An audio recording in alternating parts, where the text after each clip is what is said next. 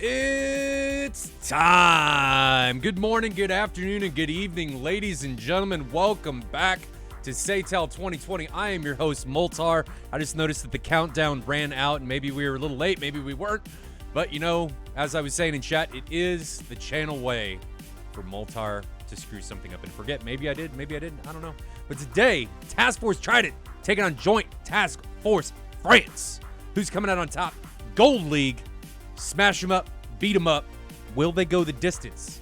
Who is going to rule these virtual skies? We are about to find out. Jumping into the sponsor reel and a baller supercut from Alpha Whiskey. Here we go.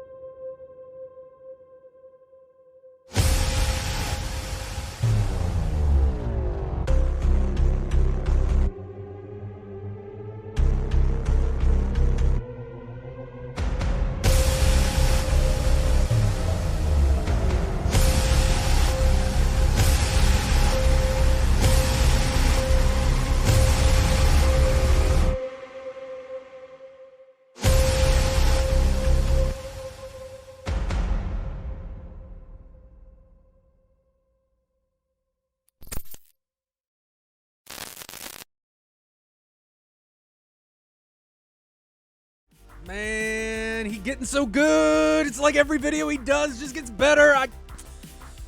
Oh, nonstop goodness. That the suspense building in that supercut. Alpha making it work. Doing God's work there. The 30mm gun pod shook the Viper too much. They had a 30mm gun pod on the F-16. Really? Sounds terrifying. Sounds terrifying. God, that would be awful. But anyway, Alpha, as always, phenomenal work. He is, for anybody that doesn't know, he is the man behind all of the supercuts on the DCS World Events channel. And I don't know how he does it. It's like every supercut is better than the last one. He just keeps getting better. And they're awesome. Awesome. So, anyway, I told you guys last Saturday on the birthday stream that today we would talk a little bit about hardware, and I want to know what you guys think about hardware. I want to know, you're going to hear what I think about hardware. Billy, I guess, is floating on a raft again somewhere with the latest storm. You know, maybe the mustache suffocated him in his sleep. He couldn't breathe. You know, sometimes when they get a little big, covers the airways in the mouth, and maybe it just snuffed him out. Death by mustache. Wouldn't that be a way on a coroner's report?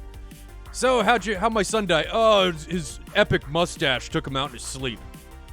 I'm just visualizing that happening, telling the parents, mustache. What a way to go.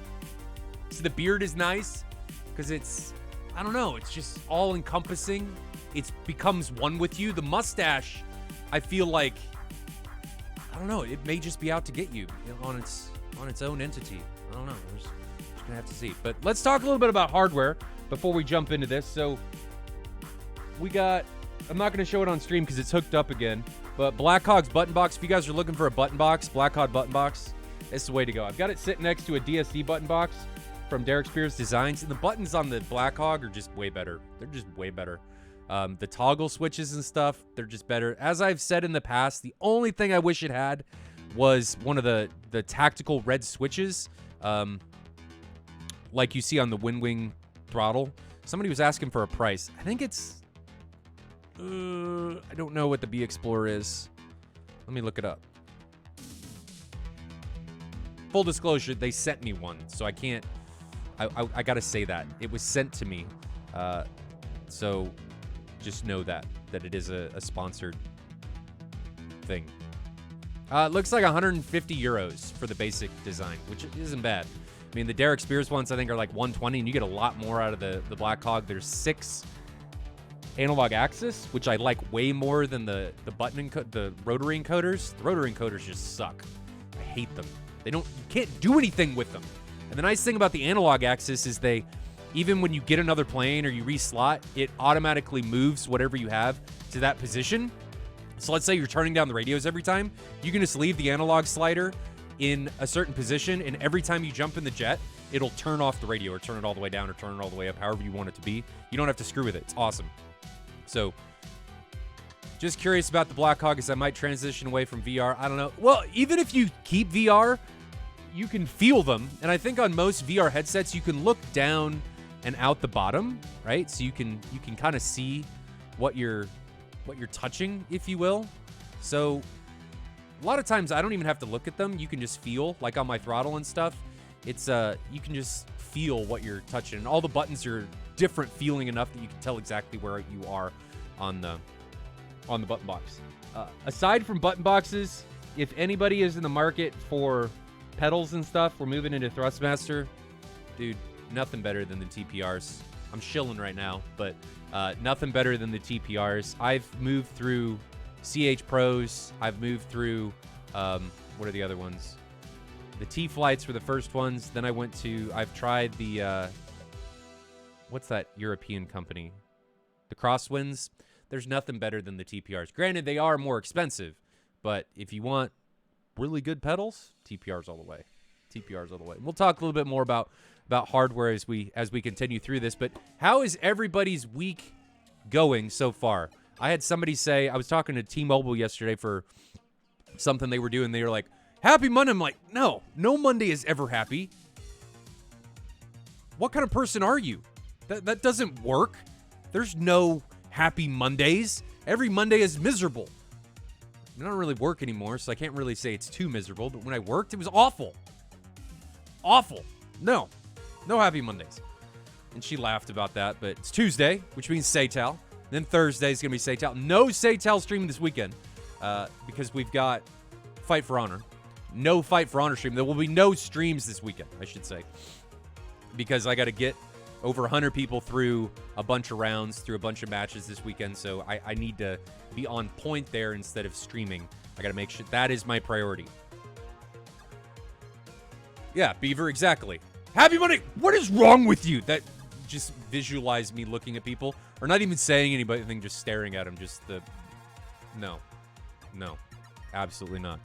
But today is Task Force Trident taking on Joint Task Force France in a all Gold League matchup. There are F-14s today that you guys saw from the Supercut, and it is B weapon restriction. So 120Bs, SD-10s, AIM-54, Mark 47s.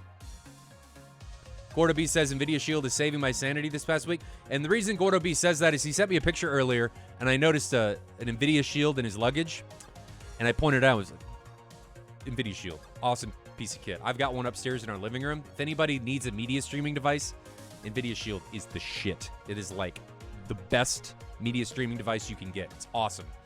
Quick shout out to Kulax for the Prime sub, Xander Draft for the Tier 1 sub, 4 months. Welcome back. And then Monk gifting a Tier 1 sub to LN Devout.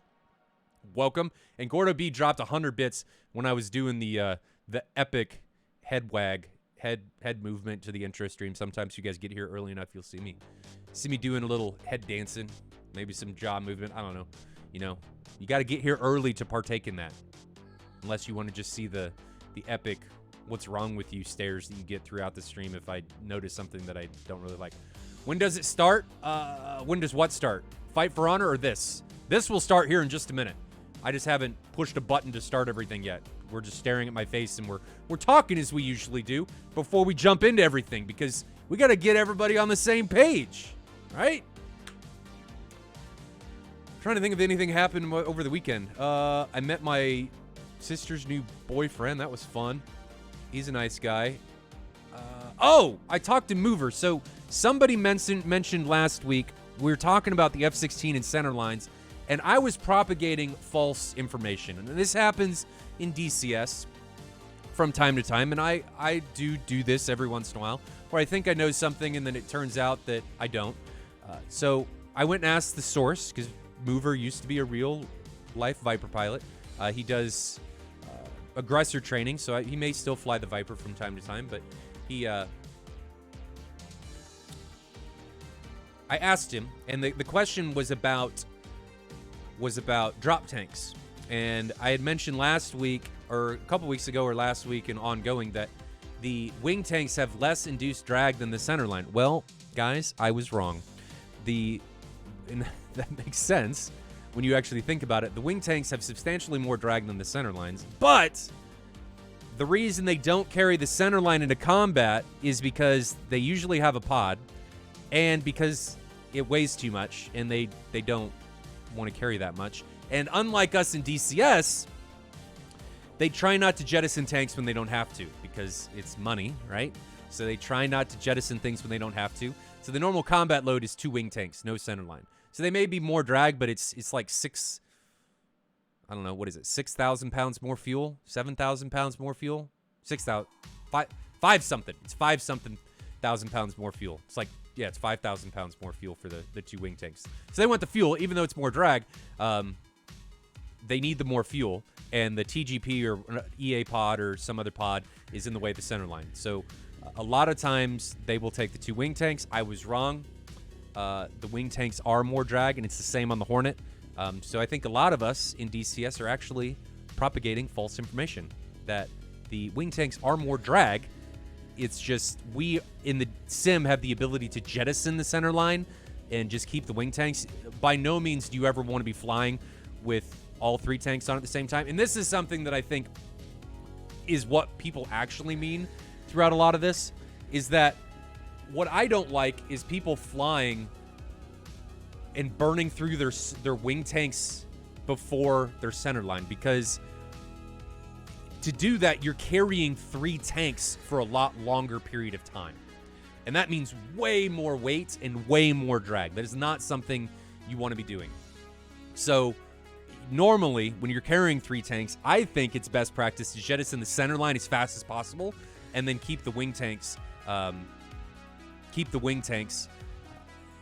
for the prolonged duration of the fight, and then jettison them during the fight when you don't need them. Now, Mover wouldn't tell me about when they jettison the tanks, because he was like, this gets into tactics, and I don't want to, get in trouble for anything. So he wouldn't tell me about that, so I'm just surmising here. But in my opinion, when you're ingressing in the fight, you want to jettison that center line as fast as possible, because the wing tanks are obviously going to take a lot longer to burn through, because they got a lot more fuel in them. So that's my opinion. So when I say, why do you still have your center line on, that's because I'm guessing that they had their wing tanks on too, and they waited and jettisoned the wing tanks first, and then kept the center line. Just get rid of the center line as soon as it's empty. It'll burn. You can burn through that just getting up to altitude, and then you'll have way less drag jettisoning it to get up to speed for your first initial pass. So that's just Moltar's 2 cents. The F-15 wing tanks, they found out, are more efficient. Yeah, but the F-15 is like it's a flying wing almost. I mean, the amount of lift that the body generates, the fuselage generates, I think is significantly greater than your Viper or your Hornet. So that makes sense. The F-15 is kind of its own anomaly, if you will. That'd be my assumption. But good point, Gordo. Shindog comes in with the Prime sub. Thank you very much. He's been around for 8 months. So welcome back. Beaver says F-15 generates 40% of its lift from the body. Yes. F-15, the flying tennis court. It's its own thing. It's its own thing. So, but enough about that. Let's jump into the sim. Music's gonna go away because I have the wrong images. Moltar done screwed up. Those are the wrong team images. They're not flying today. Moltar, what are you doing? So, Task Force Trident and Joint Task Force France. Joint. Do I not have? There we go. Joint Task Force France. There we are. There's our logos. So anyway, Patches brings up a good point. If you guys haven't checked out the TAC feed, we do have real-time telemetry going on during these matches. So if you guys have TAC Advanced licenses and you'd like real-time telemetry while the match is unfolding, it'll pause when I pause. It'll do all that stuff. It keeps in sync with where the sim is actually at with its timestamp. So if you guys want to have kind of your own camera to drive, check that out. Log into the real-time telemetry. It's pretty easy. There's the IP address and the port and all that jazz to get in there. And then Meat and Tater SG says, is there any difference in dumping your tanks from one jet model to another? Yeah, some are different. Like Uratara Man just said, the F-15, you'd want to, the wing tanks have less drag than the centerline because of how the lifting body's set up. But I think most aircraft, like I asked about the Hornet, and he said the Hornet's the same way. Most aircraft, the wing tanks generate significantly more drag than the centerline. But the reason, and he pointed this out too, the reason a lot of times that the Hornet takes the double ugly when it takes a centerline and a wing tank is because one side of the wing tank, because the pod is actually offset on the fuselage, right? It's on the side. The wing tank on that side can actually prohibit the view of the pod, so they don't take a wing tank on that side, and that's why you see the asymmetrical loadouts on wing tanks for that reason. But anyway, enough about that. Let's jump into the sim, see how these guys are going to get on. Again, Joint Task Force France, take it on. Task Force Trident. Here we go.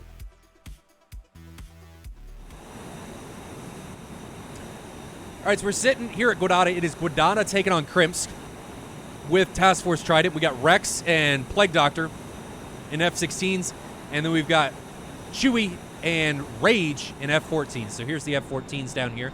Again, they are going to be restricted to AIM-54 Mark 47, so AIM-54 Alphas Mark 47 variants, and then all of the aircraft that will take the AMRAAM are restricted to the Bravo variant. There is no Charlies, only Bravos.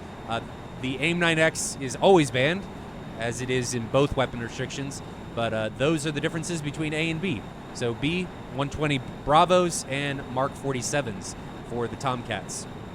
Now, I think we actually see typically more kills on the Mark 47 than we do on the Mark 60. Maybe that's because it allows teams to get closer. Teams are typically more aggressive when they know it's only Mark 47s instead of the Mark 60.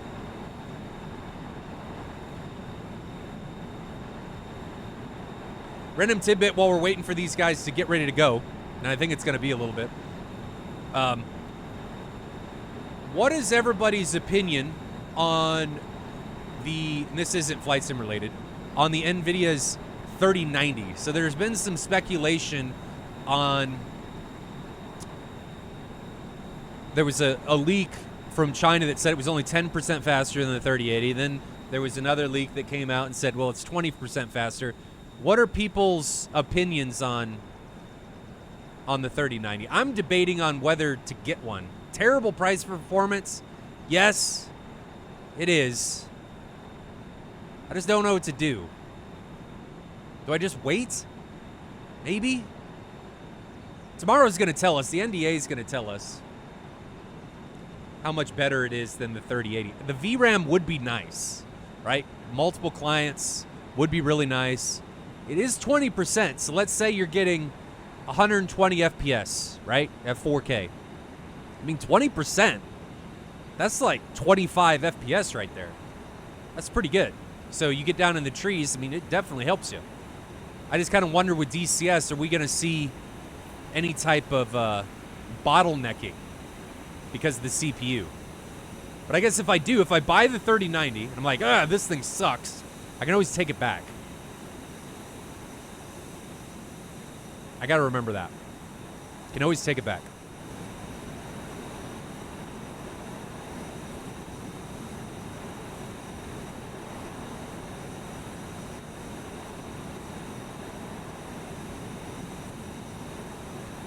Cart says he thinks DCS will be super bottlenecked by the CPU. Yeah, there was somebody with a 3080 did some testing, and they said it was, but I don't think his testing was very, very conclusive. Yeah, Bear, I have to camp for it for the 3090. If I did it. DV8R, yeah, that is true. It'll help with multiple monitors. My DCS setup is 3 monitors. I've got a main display of a 65-inch 4K, and then I have extra displays for my MFDs that get exported their touchscreens. So that happens. And then for streaming, I actually run multiple DCS clients at the same time. So I'm thinking the extra VRAM will be a huge help. I think. But I don't know. I'm not entirely sure.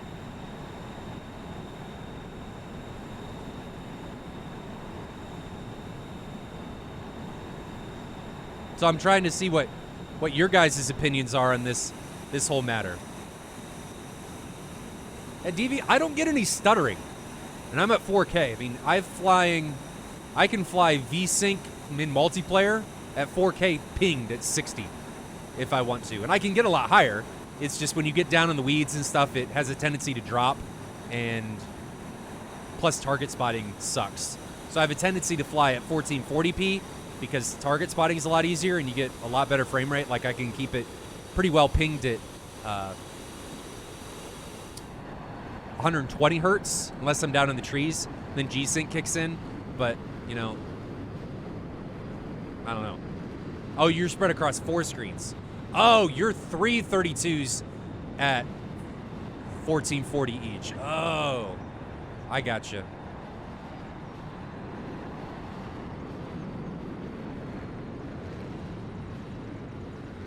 I gotcha.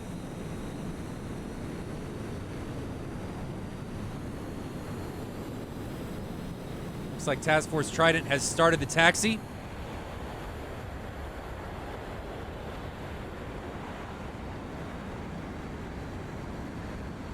I used to do the 3-screen surround stuff. Then I went big and just got a big display. And I don't do that anymore. I mean, I've done an ultra-wide. I've done surrounds. I've done surrounds with, like, 4 or 5 monitors. It just... Yeah, it's not worth it. It's really not worth it.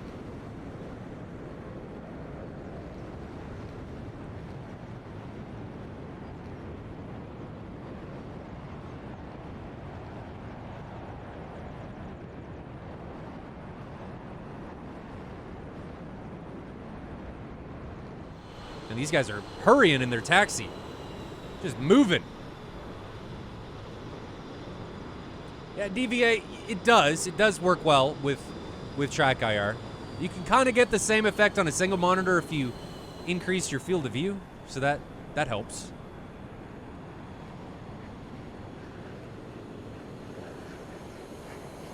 Gordo B's already started the gifting train. He gifted 1 to DV8 and then gifted another 2 to community subs. They went to John Clark and Hezzy Bear. Welcome to the family. Hopefully you enjoy your stay.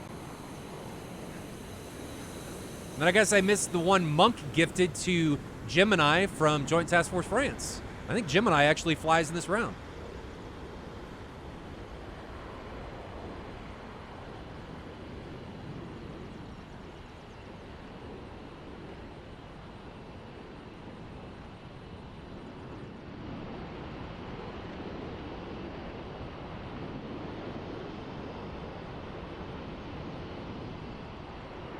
Moving the camera here. Quick thing that I need to talk about since I remembered it. Does anyone have any interest in helping with the Fight for Honor tournament that is going to be taking place this weekend and next weekend? If you do, send me a message either here or on Twitch. I just need people to help me run some servers and get people into matches and stuff. It'd be for a couple hours on Saturday, starting at 1400 Zulu. Just send me a message on Twitch, because the more help I can get, the smoother we can make the event run. It just helps. So if you want to help, Beaver already says he's in. Just send me a message and we'll try and get everything figured out. If you fly in the tournament, doesn't matter. Your flights are only going to take like 15 minutes. I just need help. We're going to have probably 50 to 60 matches to get through on Saturday, and then half that on Sunday. Should only take a couple hours because I'm going to be running 8 servers at the same time. So it shouldn't take very long. Should only take an hour or two to get through everything. Xanderdraft says he's in as well. Yeah, guys, just message me either on here, on Twitch, or on Discord would be preferred, but I know not everybody has me on Discord.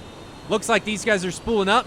Rage and Chewie and the F-14s are leading the way for Task Force Trident. Plague Doctor and Rex and the F-16s are trailing behind him. I'm going to turn up the volumes here a little bit as these guys come by. Here we go.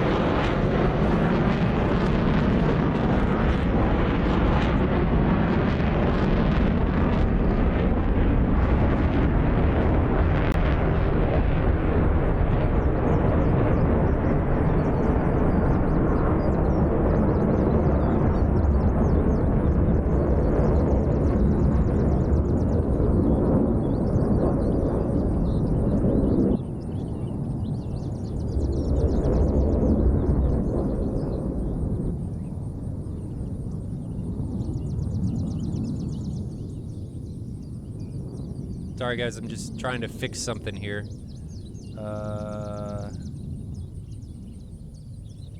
Let's see. So we're just going to sit here for just a minute as I get through everything. Trying to get it so you guys can hear music. There we go. Like on these little ingress passes and stuff. There we go. So now you guys should be able to hear music as these guys are ingressing. And let's get some more engine noise going here.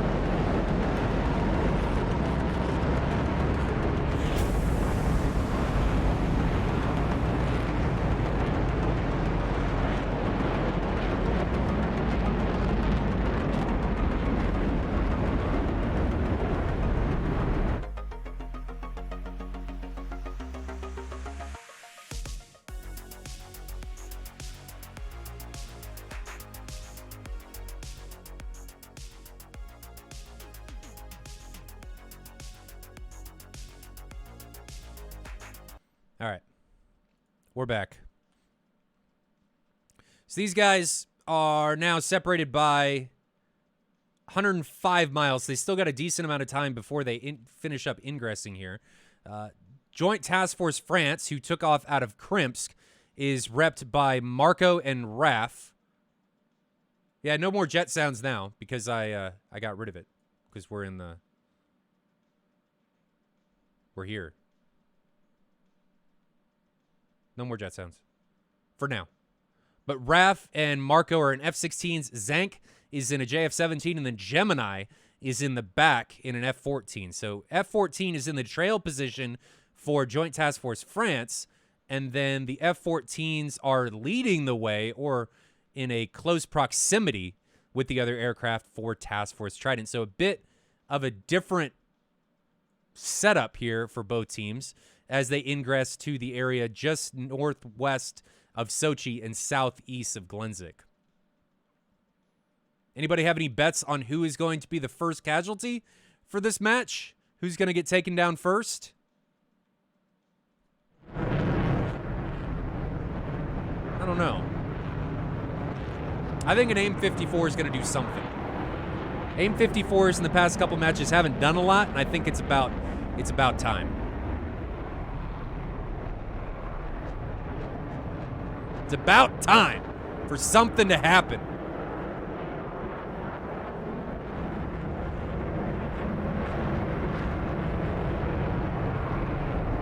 Separation between the two teams is down to 75 miles.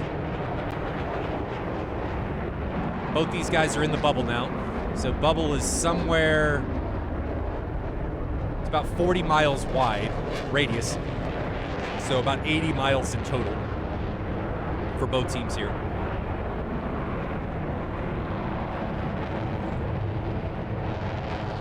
I anticipate the first missiles coming off about here. So when Joint Task Force France reaches about here, and Task Force Trident reaches about here, is going to be my bet.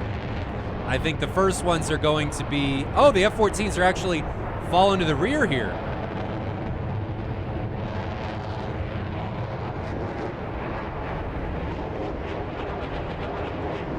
So they've fallen back and above the F-16s for Task Force Trident. Not sure what that flare was for. Maybe that was an accident. But they've fallen back and above, over 40,000 feet. They're not too slow, 300 knots indicated. I don't know what their actual ground speed is. And there goes the first Phoenix. See if we can catch it going up and away. So there it goes.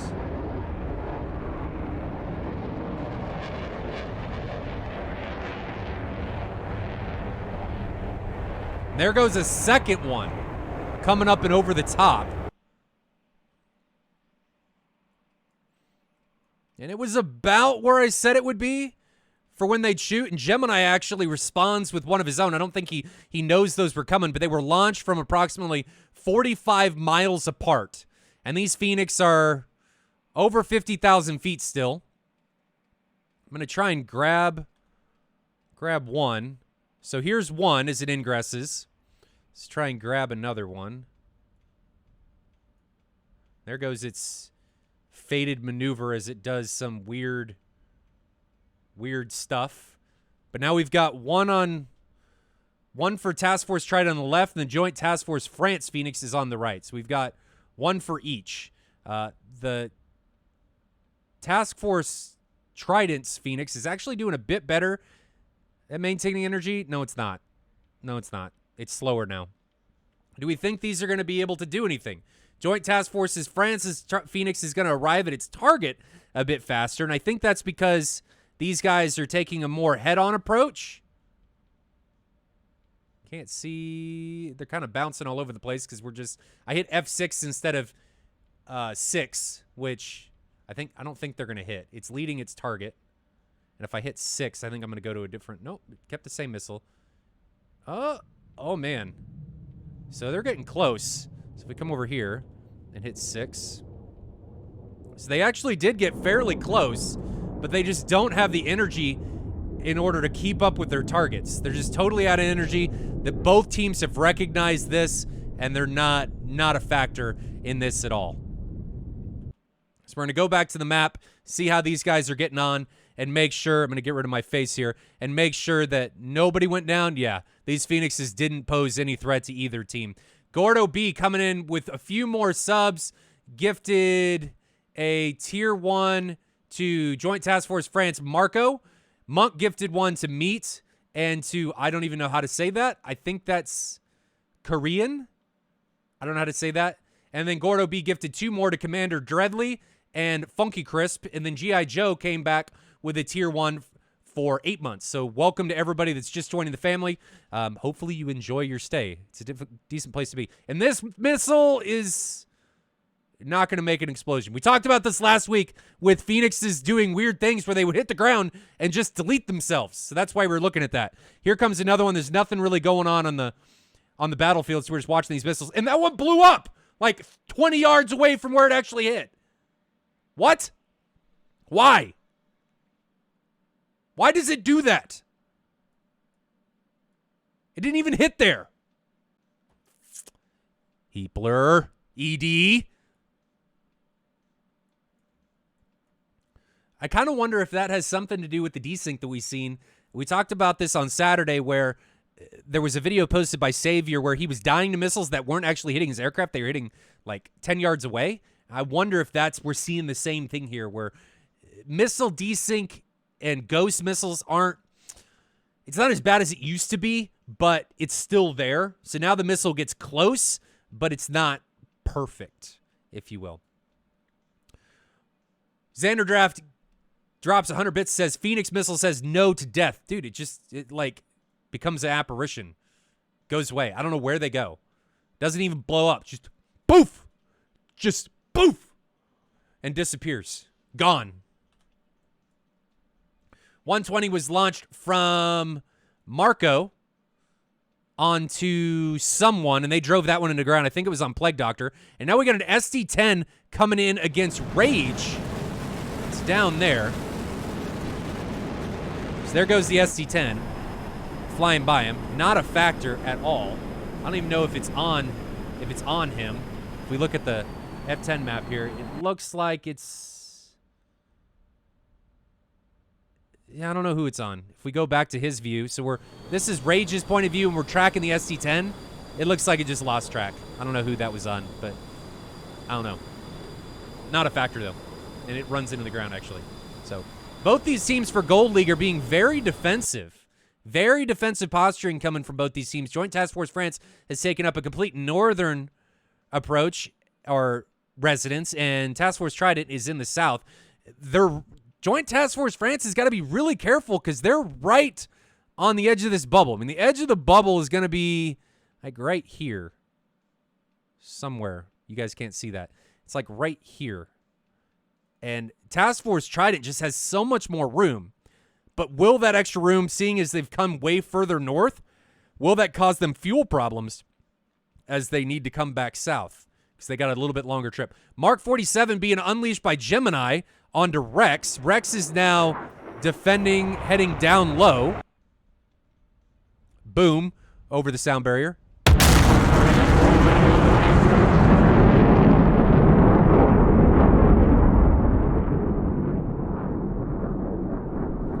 It looks like he's going to be okay. That Mark 47, which is right here, I don't think it's going to be any type of problem. Can we see it from his point of view?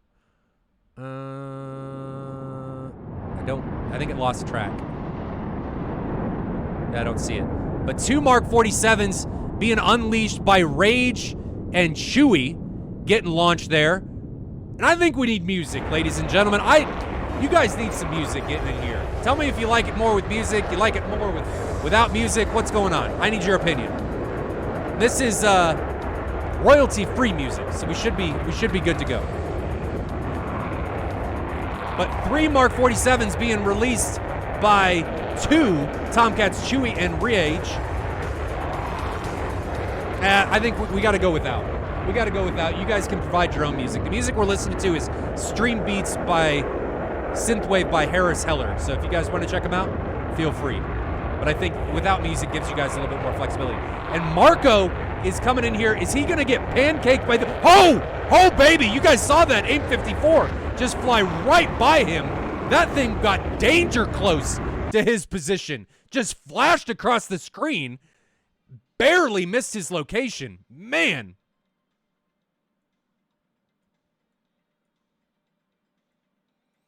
And the F-16s, you were on the... Oh, you guys didn't see that? Shit. You didn't miss anything. They just got close. 120 now being released by Marco onto Rage. So there's the 120 back there. Half mile behind him. Is it going to be able to catch him? give you guys a split screen view so you guys can see what's going on. So the missile is really, really close. Really, really close. Right there. It's right there. And it just runs out of juice. Just barely runs out of juice. And now we've got Marco getting trailed by a 120. So Marco's 120 is right behind him, about 0.7 miles back.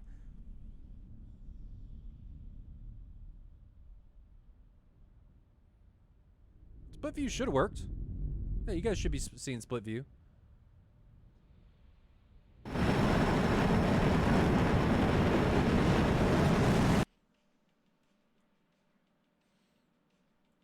Now, there's going to be a time where I need to pause and make sure that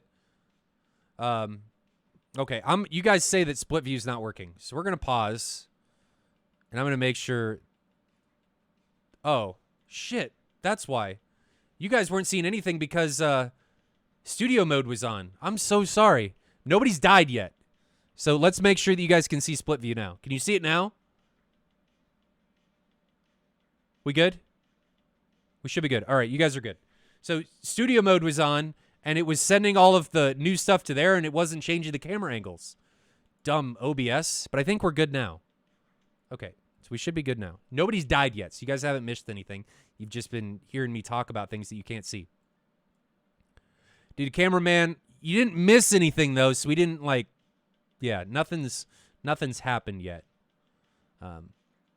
But you can see, guys, is that they're getting a lot closer. I mean, separation, this has been gone from a really standoff match to hugely aggressive. So let's hit the play button, see how this is going to get going. I am going to pause a couple times in this match just to set the cameras up to make sure we don't miss anything. So just be aware that that's going to happen. Okay, so here we go. Things are back and rolling. And now we've got Rage ingressing onto, I think it's Gemini at 7,000 feet. Rage is very, very fast. There goes an AIM-54. That looks like it's either going to be on Gemini and Zank, and it is a Mark 47. How far was that launched from? 11 miles. So that's going to be able to reach out and touch him fairly easily. Let's grab this Phoenix. So here's the Phoenix barreling in on Gemini. Rage is defending against this SD-10. Gemini's not really defending very well. He's just nonchalantly coming in front of this missile, and this may spell the end for Gemini. Here it comes, half mile, face mile, and it demolishes Gemini. Just smashes him, and that is going to be it. He is the first casualty of this round for the matchup between Joint Task Force France and Task Force Trident. Now we've got a 3-ship ingress of Rex, Plague Doctor, and Chewie coming in against a 2-ship of Marco and Raph, and Zank is coming in here on the left side. Rex launches a 120 onto Marco. Marco immediately replies with a 120 of his own. I don't think Marco gets away from this missile as it comes in here. 120 is going to be getting close. Where is it? Where is it? There it is. And it ends up taking him down. And we need to pause this real quick. I'm going to pause this just to make sure we're not missing anything, guys.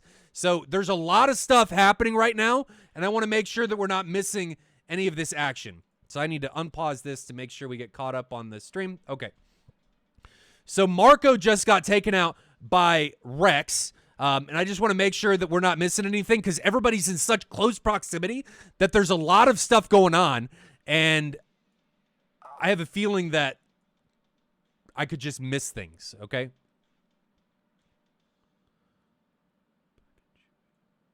Okay, so Plague Doctor now has a 120 coming in on his face. There it is. So it is like right in front of him. Right in front of him. Is that going to pose a problem for him?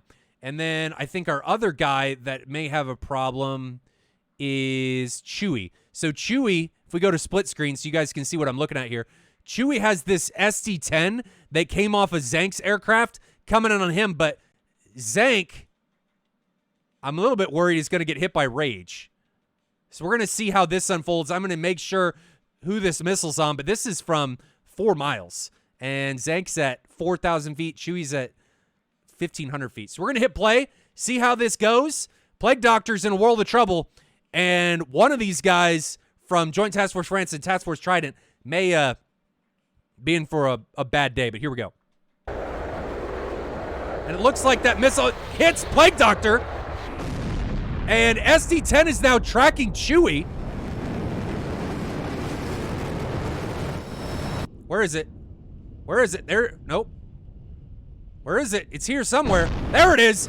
Just smashes into Chewie, and Chewie gets taken down. We didn't see it, but it ends up hitting him, and Tomcat is still flying with no engines and no wings. I mean, it's trying. It's trying very, very hard to stay in the air. I don't want to go down. I want to stay alive. I think she's losing altitude now. Now Zank is all over the 6 of Rex. So SD-10 or JF-17 closing on this F-16. They are 3 miles apart. Let's grab split screen here so you guys can see what's going on. And Rage is now ingressing onto Zank. Now Rage, let's get Rage's point of view here. In the Tomcat, you can see Rage coming in onto Zank. Rex is doing a really good job of dragging Zank right in front of Rex. There goes an AIM-54 and an AIM-9.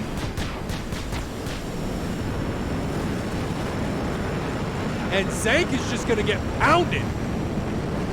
Oh, sorry, it was an AIM-7. And the AIM-7 connects with Zank, and Rage saves his comrade's life. Well done by Rex. They're dragging his adversary right in front of Rex. Well done. Now we've got Rex, or Raph, coming in here and defending an incoming missile to 120B. And he barely is able to get away from it. It's flying formation with him. And it hits the ground right behind him. So well defended by Raph. Now we've got a head-on incursion with Raph and Rage. And they're the only 2 left. What happened? They're the only 2 left.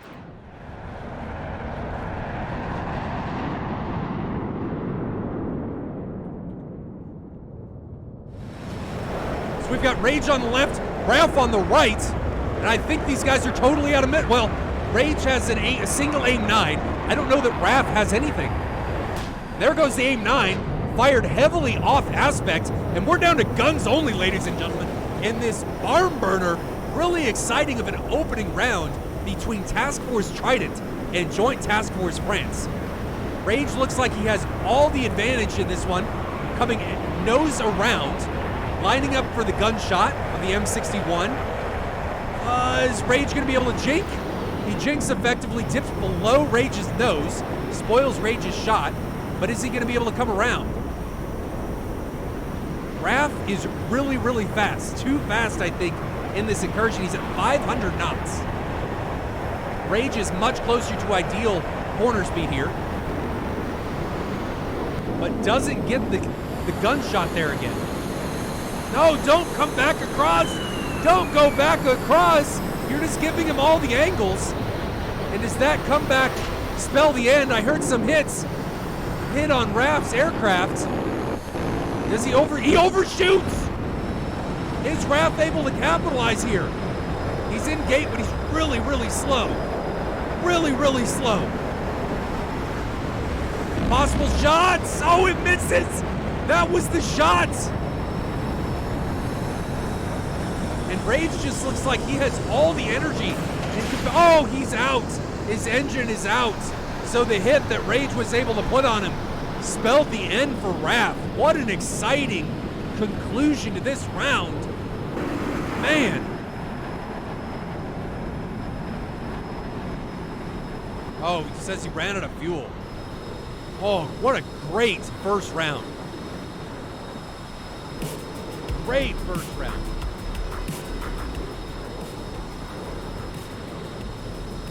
I need a break after that one. Man. Oh. I think it was no fuel. But I did hear hits. I heard Rage score some hits on Raph's aircraft. So, I don't know. Does anybody on Joint Task Force France know what ended up happening there in the conclusion? I attribute it to... Oh, we ran out of fuel. Okay. Ran out of fuel. Okay. So we're going to jump to TAC view as I get it set up. TAC view. Okay. And...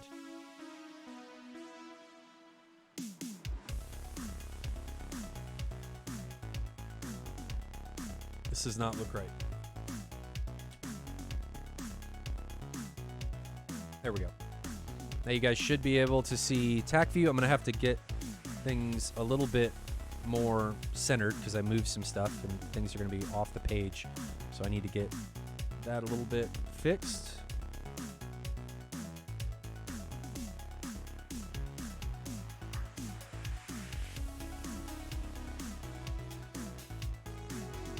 There we go. Okay. So we're here in TAC view and we're going to go over what transpired there. There's a lot of stuff that happened. Rage is RTBing. I think he's back to Guadada. Yeah, he's back to Guadada. So let's look at what went down here. Lots of missiles come off here at the beginning. Lots of Phoenixes are in the air. Nothing's really effective. Both teams do a really good job of defending those missiles and making them not really have an impact on the match. So well done by them. Things really don't start unfolding until everybody gets close. You should put back the motor sound on. I'll give you guys a little bit.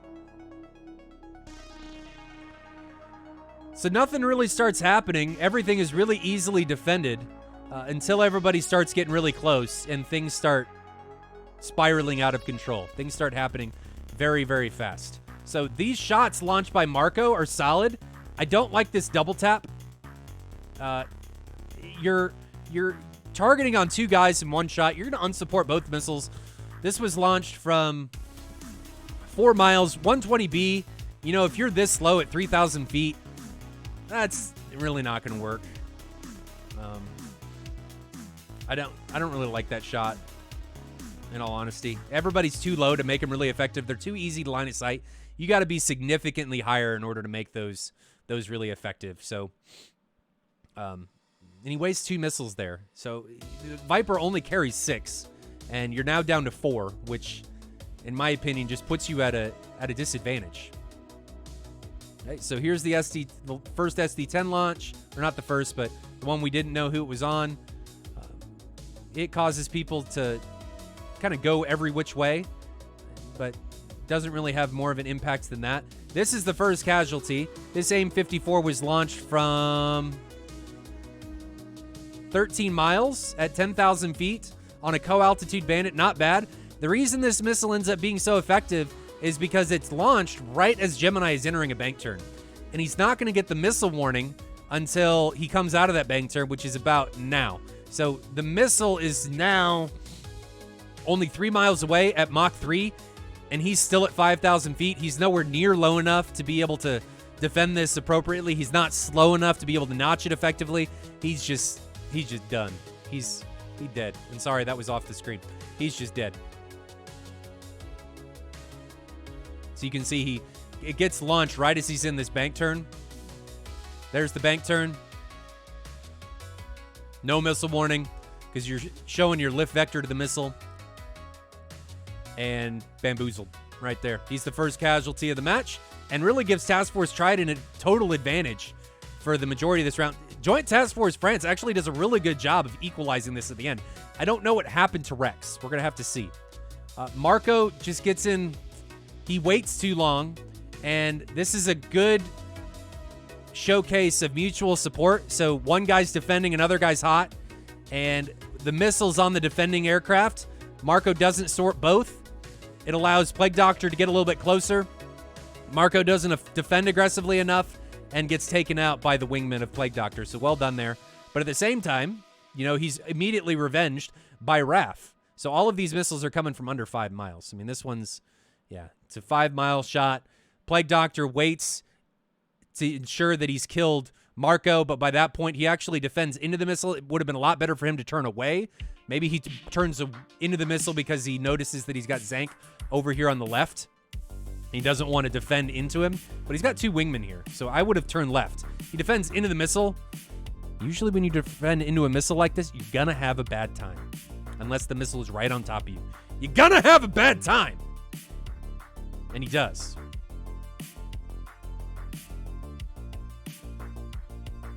Zank does a really good job with this SD-10 on Chewie. That comes from 5 miles. Chewie he can't make up his mind on how he wants to defend this. He thinks, well, maybe I want to notch it. Maybe I want to right away from it. And then he just puts it at a 45 and lets it hit him. Maybe he over-G'd there. It doesn't look like it. I don't know what happened there. So now it's Raph, and Zank against Rex and Rage. Lots of R's. It looks like Rex gets run down by Zank. Well, maybe not. That was a really good bag and drag. Rex recognizes that he's got a wingman over here with Rage, drags the bandit right in front of him for an opportune shot. There goes the second aim 7, tracks, no problem, aim 9. I don't like this double tap. I would have liked him just to fire 1, see what happens, and then fire the other one if he needs to. This may have ended up biting him later. Because he only has 1 aim 9 left at this point.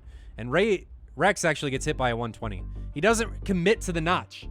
He does, but he doesn't notch it very effectively, and it ends up taking him down. Or does he hit the ground? Maybe he hits the ground, because the missile doesn't seem like it hits him. I'm going to assume he hits the ground here. And then it's a 1v1 against Raph. Indeed, Beaver, trust the notch. I think he did. I think he just hit the ground. Ninja squirrels. So now we've got this 1v1. And Raph just gives this one away. He's way too fast in this merge. We saw it in the merge where he was over 500 knots. Way, way too fast. And you can see the length of his turn circle in comparison to Rage. Rage is in a much better optimum speed for the degrees per second. And you can see how much faster he gets his nose around on Raph.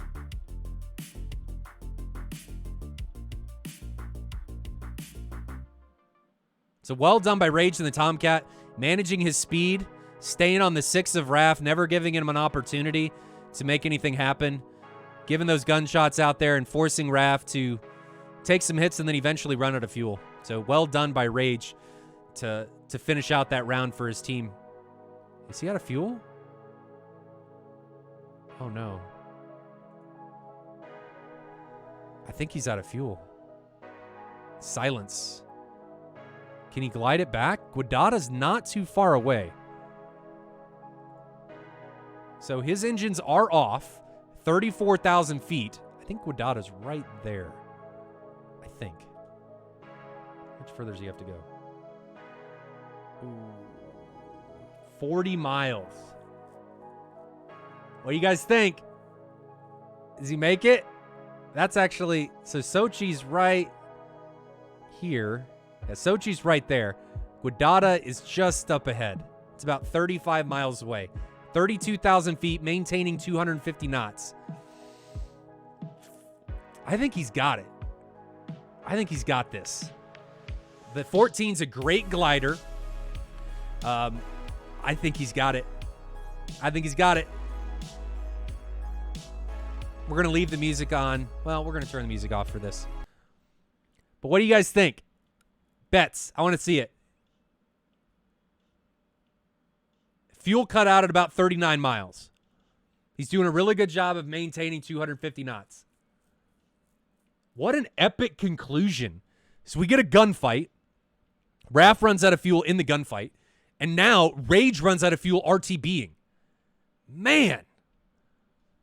What a fight to open this round, this match up. Is the whole thing going to be like this? This is awesome. All right, so split screen here so you guys can see what's going on and how much further he has to go. He's got 30 miles left. He's at 28,000 feet, 240 knots. I think he's got it.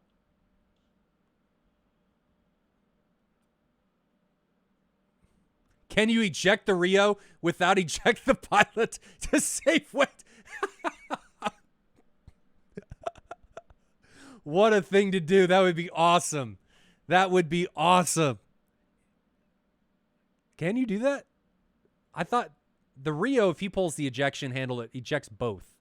Doesn't it? How does that work? Or is the pilot, if he ejects, it ejects both? I thought the Rio did.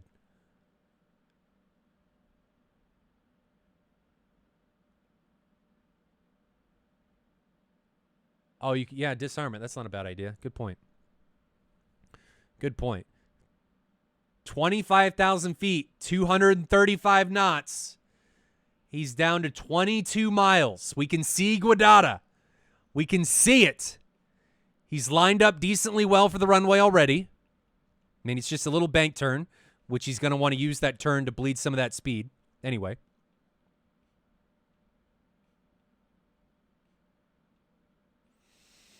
The suspense.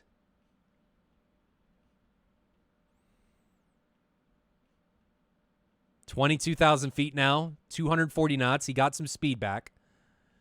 We're now 20 miles away. I think he's got it.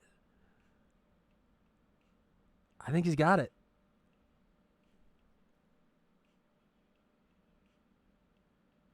Utter silence, though.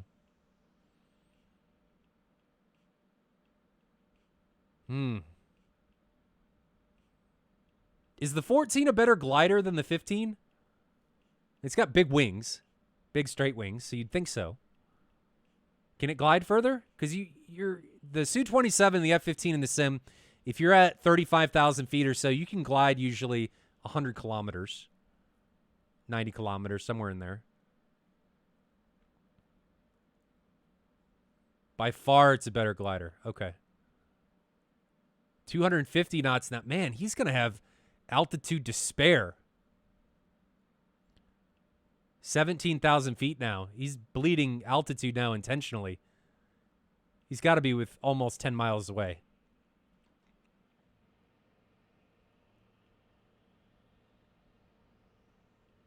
There goes the gear. I don't know that I'd drop the gear this early. Is he just trying to maintain his airspeed as he descends? I don't like the gear this early. Gordo B gifting another sub to Ice Devil Dog. Thank you very much. Welcome, Ice Devil Dog, to the family. Hopefully you enjoy your stay. I reckon the biggest risk is coming in way too hot and lawn darting. You can manage your speed decently well when you're descending like this.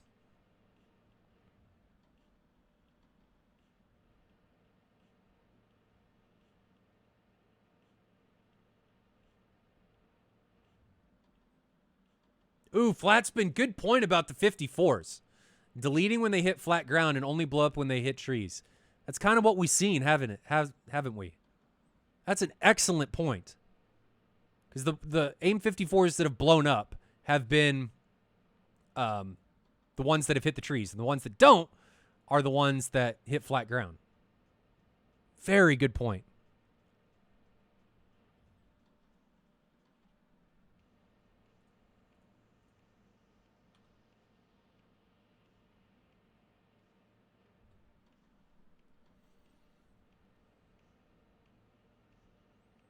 $250 knots now, 8,000 feet. He's got this, as long as he doesn't blunder the landing. Yeah, he'll bleed a lot of speed in the final descent and on the flare. And he can drop his flaps, and the air brake and stuff will manage his speed fairly well. Here comes the gear again.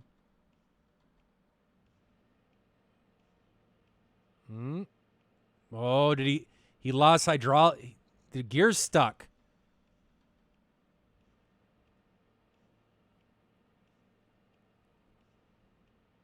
Oh, he got it down. 240 knots, 3,000 feet.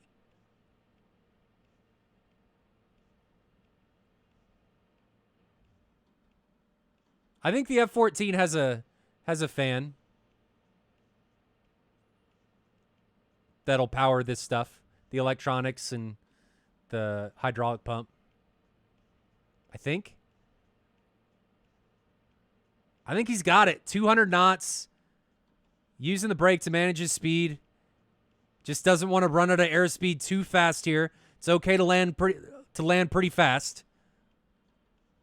Clear the houses. Bring up the nose. You're a little low.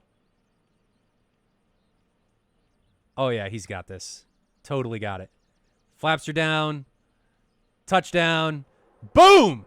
What a conclusion, guys. Dang. What a conclusion to round one. Dang, dang, dang. What a way to end it. Well, round one. We still got another round to go, right? Dang. Awesome. Awesome. What was your guys' favorite part? There were so many things that happened there. What was the favorite part of that? I mean, yeah, all the fuel was used. All the missiles were used. I can guess pretty close to all of the gun rounds were used. It's just virtually every resource these pilots had was used to its full extent. Like, dang. Durdo drops 100 bits. Thank you very much. Great show. Thanks for hosting this. My pleasure. My pleasure. I'm just glad that everybody really enjoys this to the extent that they do. Unless people are just here to watch my funny face with my bent nose. I mean, maybe that's why everybody's here. And there's like a secret Discord that I don't know about where everybody just goes and makes fun of me. That's definitely a possibility. Start getting this set up while you guys are getting things moving. Or talking about what your favorite part of that round was. I really want to know what each of your guys' favorite round was for that round one. Because everything happened. You had guns merge, missile merges, you had Phoenix kills, you had people run out of fuel, you had a no fuel emergency landing. I mean, what else could you ask for? I guess maybe a multi-aircraft guns merge? Possible? And he nailed the landing. Ran out of fuel over 40 miles away. Like, damn.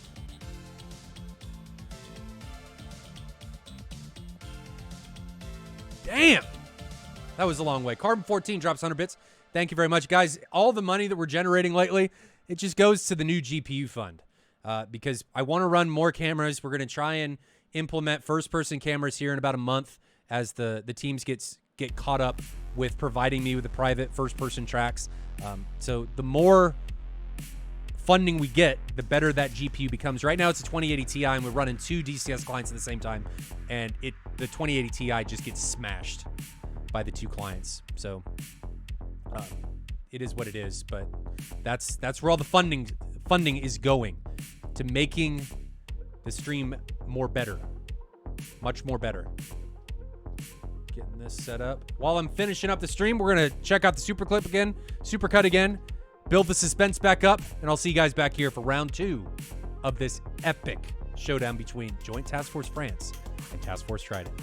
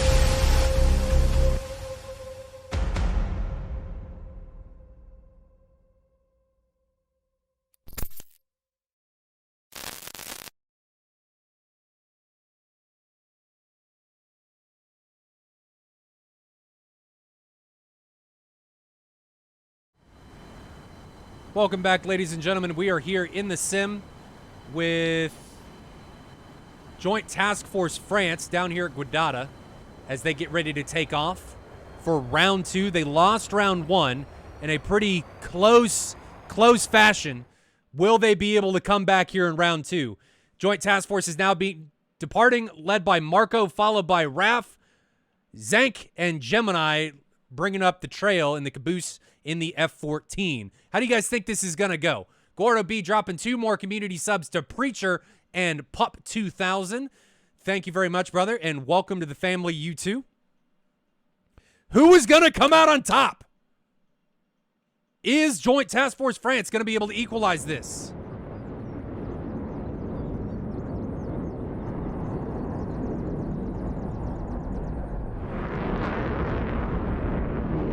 Or is Task Force Trident going to close it out in 2? What do you guys think?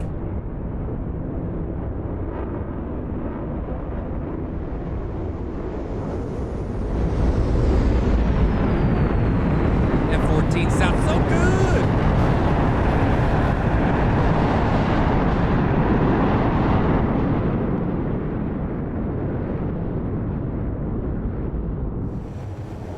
Gordo B dropping another gifted sub to Hawaiian Shirt. I love that name. And another one to 289, the Spence 578. Thank you, brother. Gordo B. I'm serious. I gotta talk to the emote guy. We're gonna make you an emote. It's gonna happen. I don't know what your avatar looks like, but we're gonna make it happen. It's a thing.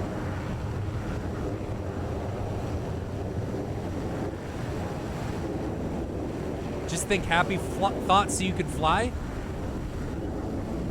Not sure what that means. Bullet making a hail, dropping the bit, hitting me in the face, making sure I'm awake. Thank you, Bullet. Much appreciated. For anybody interested in first-person views, Bullet is another DCS streamer. You can go on and watch him fly primarily in the Hornet, I think. Pretty good dogfighter, BFMer. Way better than me. I suck at BFM. But if you guys want to see one of the best in action from the cockpit, Bullet is a solid man. You guys should look him up on Twitch. People seem to think Task Force Trident's going to win. Crooner thinks Joint Task Force France is going to win. People going both ways.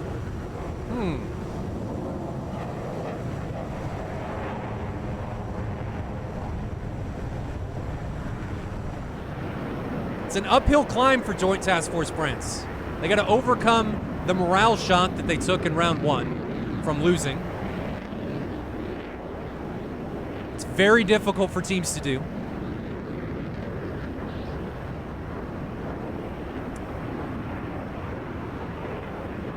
They have to overcome the shock of having the first casualty in round 1. Then they have to overcome the detrimental effect of rage making it back with no fuel.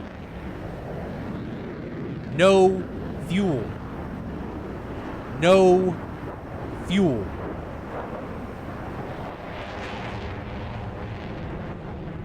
Some of you guys think that they got it in them.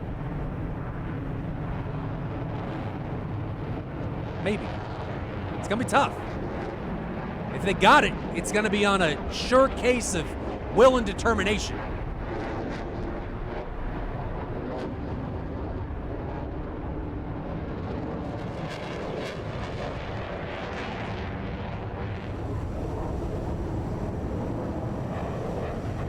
Oh, Jay, yeah, the flame out landing, definitely mic drop. That was the clincher. That was like, you guys almost had us, but check this out. Mic drop. Like you were that close to having us in a draw. If Raph had a little bit more fuel to be able to drag that fight out a little bit longer, could have ended in a draw. But it didn't work out that way. Dagwood dropping the 50 bits, goes to the war chest. Thank you very much, brother. 3090. Do I want to camp tomorrow? Do I want to plant my butt in a folding chair at like 5 o'clock in the afternoon? I think my wife is coming to talk to me.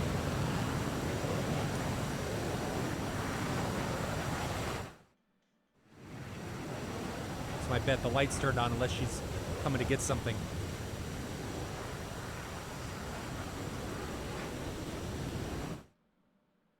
Hello?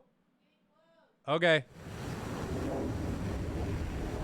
She's getting close. Probably to sell. Recycling that stuff. Funky Chris says I need the 3090. I don't. Can you SLI 3090s? You can't 3080s.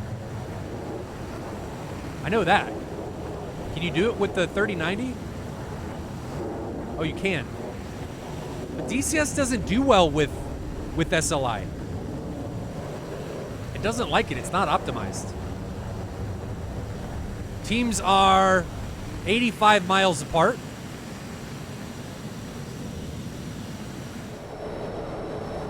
Get some Task Force Trident in here on the ingress.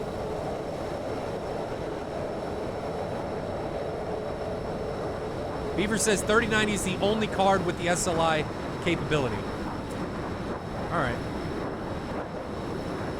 Yeah, Jay, it doesn't. It doesn't. And that's $3,000 in GPUs. I got to draw the line somewhere, guys. I still have to buy stuff for the home theater. I got to order a server cabinet for all that stuff for the new house. There's other things that I need. And I know the stream helps making the stream better, but I still pay for a decent amount of this out of pocket. And I love my wife, and I don't want her to divorce me because I spend too much on this. Oh, she knows already. I don't keep things from her. I say it's better to ask for forgiveness than permission. That's just for everybody else. I got a cool wife.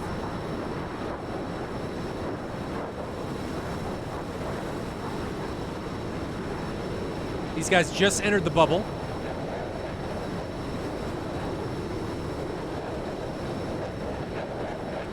Marco, she gets half of the DCS setup. There are much bigger and better things that she could take than this. Like children would be a bit more of a bad thing.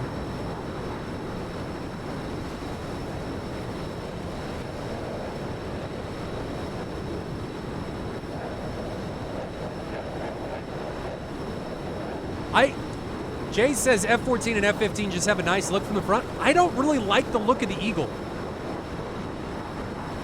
It doesn't have the flowy lines or anything. It just...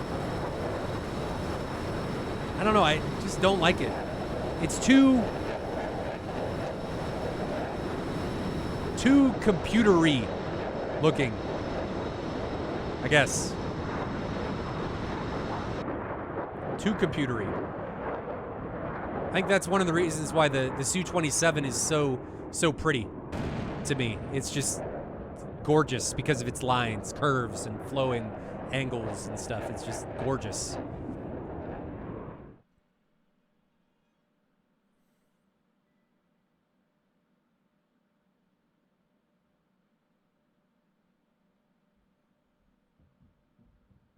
Bullet, are we talking in real life? Because you're a real life pilot, aren't you?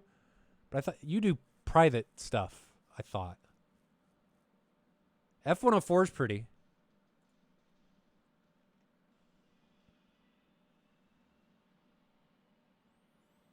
And Rage is doing some diving. He's still in gate, so he's not going to be able to pull those out of gate as he dives through here. I guess he's defending that Mark 47 as it ingresses, which you guys can see on the split screen as it comes closer to Task Force Trident.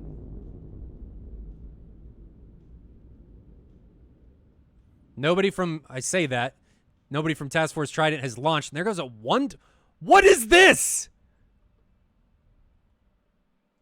What is this? What is that? 40-mile 120B. Oops is right. What is that? Oh man, I don't even know. So here's the Phoenix. It looks like it totally lost track here.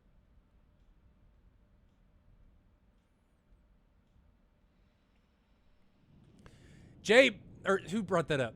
Kubrick brings up a good point. The F-15 is ugly and boxy, but damn, it is not as ugly and boxy as the 25 and 31. I wholeheartedly agree with that.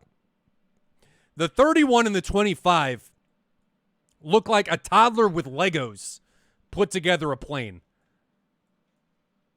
It is awful. Hugely capable, but awful.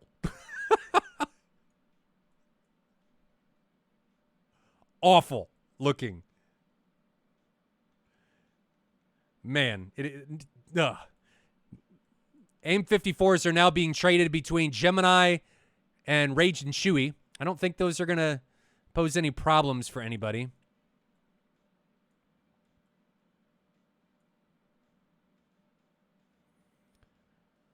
I don't see them posing a threat to anyone. Yeah, that thing's not even tracking. And this one is not going to have near enough energy to be able to reach its intended target. Yeah, 900 knots. That thing's toast. Closest we've gotten so far for this match is up here. Rex and Plague Doctor are within 15 miles of Raph and Marco. Zank is now ingressing in his JF-17 to cover the egress of his two comrades. You can see him coming in high, medium altitude, 21,000 feet, full load. He's jettisoned his tank. Good man.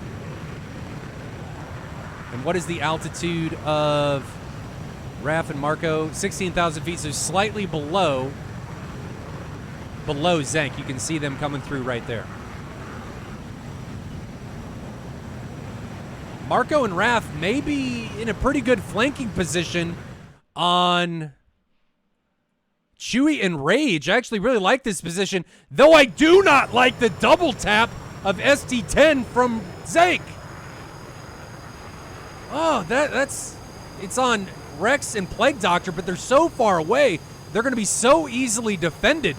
But now we've got Mark 47s being launched by Rage onto, I think that's on Marco. Let's find it. Let's find it. Where is it? Where is it? There it is. So here's the Mark 47 coming in on Marco. And is Marco going to be able to get away from this? I think he's going to be able to line of sight it. Yeah. Got line of sight it. Well done. Mark, but now we've got, oh no. Okay. Where's that going? Oh no. Oh dear. Oh dear. Is that going to lock onto Marco? Okay, no it's not. No it's not. Marco's okay. That's going to make it pass from Chewie to Rage. Okay. Good stuff. Good stuff. Got a little worried there that was going to lock onto Marco because he was going to fly like right in front of that missile. Thought that was bad things were going to happen. JTFF is now in a very defensive posture against Task Force Trident. Plague Doctor leading the way for Task Force Trident now. Nobody's really in a very hot aspect, but as I say that, of course, Marco decides that he's going to commit in onto Plague Doctor. He's in full gate, pulling massive amounts of G. Nice wing vapor coming off the wing. As he comes around here, he thinks better of continuing on the ingress. 120 coming in onto Plague Doctor now. That should be very easily defended. Yeah, Plague Doctor's not going to have a problem with that. Can we even see that missile?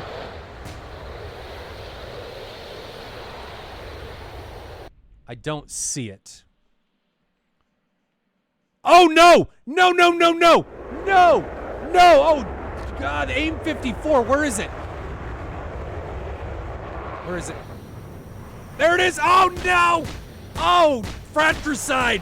This is bad! Marco gets taken out by Gemini. Oh. The humanity. And that makes it even more difficult for them to be able to come back from this. Big rips in chat, Fs, oofs, whatever you want to do. Oh, I don't know what happened there. That had to be a PLL or whatever mode where it just locks up the closest thing, but that's terrible. Terrible news for Joint Task Force France. They're taking the first casualty again. Self-inflicted at this point. Now we've got Raph coming in head-on against Rage. Rage has a 120 coming in against him. He waits to get an AIM-54 off. There's the 120 right in front of him. AIM-54 takes off to the left. 120 is a mile above and behind him. It's going to bleed a ton of energy, though, now, trying to close this gap. Yeah, it's not going to be able be able to catch him. And it hits right behind him. And simultaneously, the AIM-54 that he launched at RAF hit the ground. So nothing coming from either one of those launches, from RAF or Rage. Now we've got Plague Doctor launching a 120 onto Gemini. SD-10 coming from Zank. Zank only has a single SD-10 remaining now. And that SD-10 is coming in on to Rage. It gets line of sighted. 120 on Gemini. Where is it now? I think that's got line of sighted too. Yeah, that got line of sighted with no problem. So well done by them to be able to get away from that.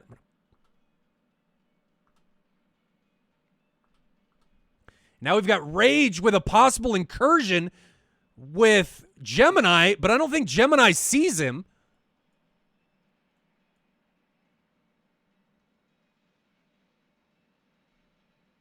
Oh, but Plague Doctor sees Gemini. So there's Plague Doctor merging. Now Rex, or Gemini, launches onto Rex. It's an AIM-7. Is that going to connect? No. That thing just decided it didn't want to go after anyone. But he's still merging. AIM-9 hits Rex. So Gemini, God bless it, you guys didn't. All right. You know what? I gotta back this up. I gotta back this up.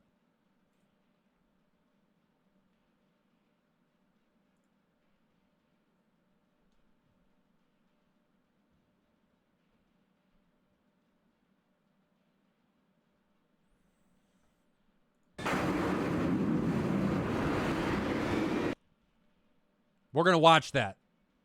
Okay? We're going to watch it happen.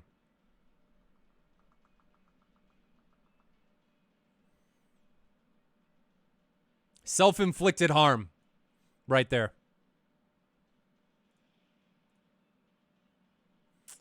That was unfortunate.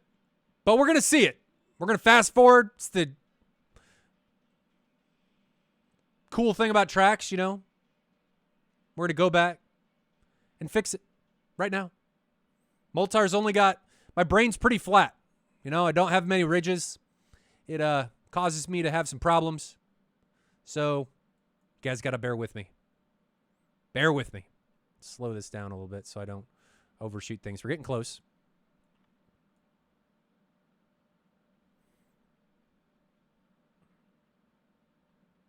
Okay.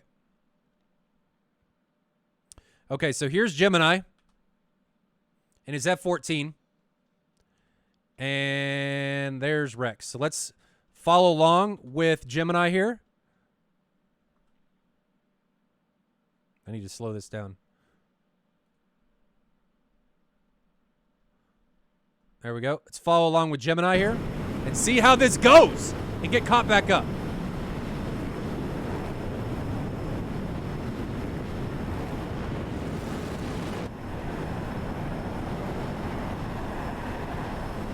Okay, so Gemini is now coming into this incursion.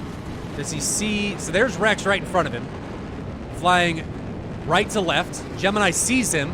AIM-7 should be coming off here in just a second. Where is it? There's the AIM-7. Good launch, good perimeter, but then AIM-7 said, nope, see you later, better things over here. And doesn't even try, and here comes the AIM-9, and sploosh. Rex gets taken down, and I think we are now pretty close to being even.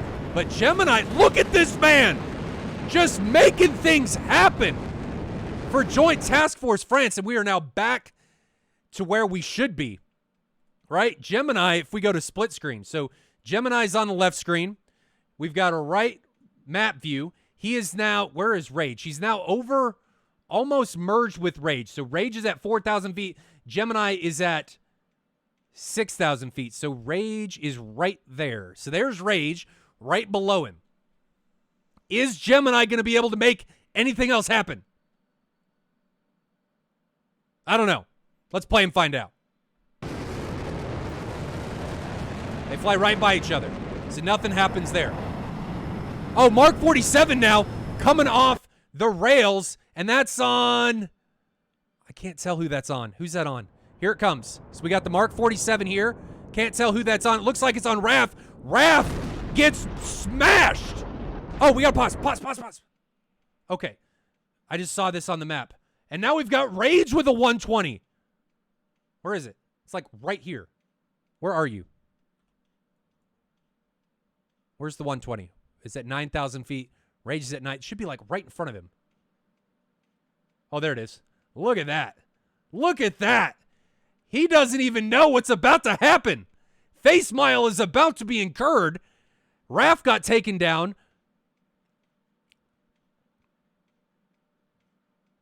And now Rage is about to get taken down. Complete, total reversal from Joint Task Force France. First casualty, and now they are rocking. Just rocking the Task Force Trident side. So let's hit play and see how this finishes out. Boom! Rage gets demolished. And now Plague Doctor has somebody coming in on him. Zank is now on his 6. Is he going to be able to get away from that? He's trying to come across. There's the PL5. Plague Doctor now gets hit. And just like that, Chewie's the last one.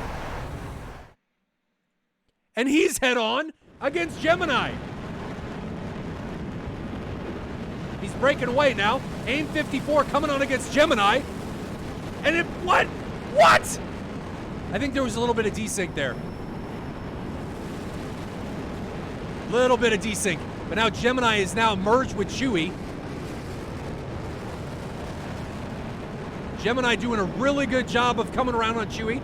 Doing a, I say that. They're actually at about equal speed.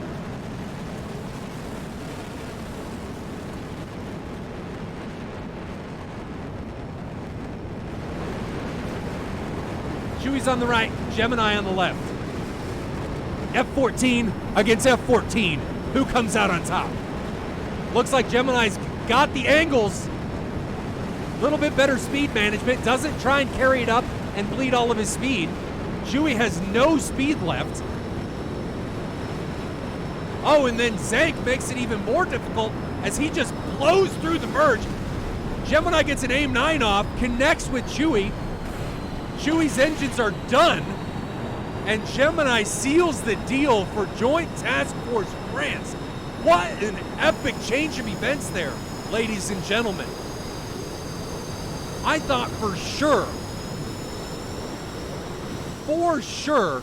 that Joint Task Force France, after that first casualty, was not gonna make it. Man. We thought round 1 was epic. Look what just happened in round 2. This is ridiculous. They just keep getting better. G, F, and G by both of these teams. What a close set of rounds we have seen here. Xander Draft dropping the 1,000 bits. Those are going straight into the war chest for GPU upgrades. Hopefully happening before this week. Guys, if I camp on Wednesday, there is a significant possibility that the stream on Thursday will be late. So I just remember that. Just remember that that's a definite possibility there. Then Monk gifts 2 subs to Crooner and Joint Task Force France's Zank. So much appreciated that, and welcome to Crooner and Zank to the family. And then Monk drops 100 bits. Thank you very much, guys. Much appreciated. But let's jump into the TAC view and try and break this down. Damn. That, it just keeps getting more epic. Dang. All right. Round 2 TAC view. Let's get in here.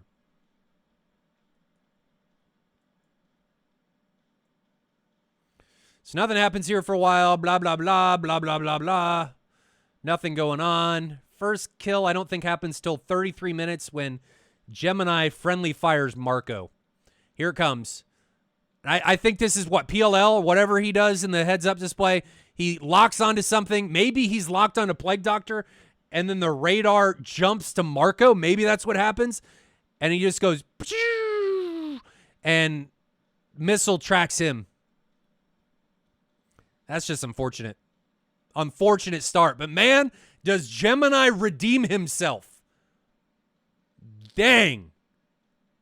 Fratricide. What a way to redeem yourself and stay on it. You didn't let killing his teammate take him down, and if anything, he let it boost him. And he just gets in here and starts making it rain. Raining bodies. Here's the first one. Aim 7 doesn't track, just says nope. But the Aim 9 does track, takes out Rex. He carries on, flies past Rage, and then sees Plague Doctor. No, he doesn't. Sorry. He doesn't get the kill yet. Rage, or who is it? Who is it actually launches this? Chewie launches an Aim 54 onto Raph. Raph gets taken down. This is a no. Raph gets taken down, and then a 120 hits Rage. So now we're down to a 2v1. And this came down to, this is another one of those scenarios where Rage is defending already, doesn't know this 120's coming. What a perfect time to launch this. Perfect time. He's coming through this split S, doesn't have a launch warning, doesn't have any lock warnings, nothing. No radar indication because his lift vector is facing all of the enemies, and you don't get RWR warnings over your lift vector. And so he comes out, and as soon as he comes out, he probably crapped his pants. Just poop all over the cockpit. Probably best that aircraft got taken down instead of given back to his crew chief.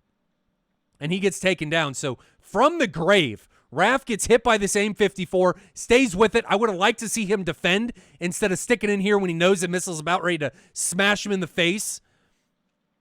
Sticks with it, and then from the grave, takes down Rage. Now we're down to a 2v2. Joint Task Force France did an amazing job of equalizing this playing field. Amazing. We're down to a 2v2. Zank gets in here, hits Plague Doctor with a PL5. We don't see those happen very much. He doesn't bother to try and come in here with Chewie. Just blows through. Gemini gets a decent merge with Chewie. Gemini actually gets really lucky in not getting hit by the same 54.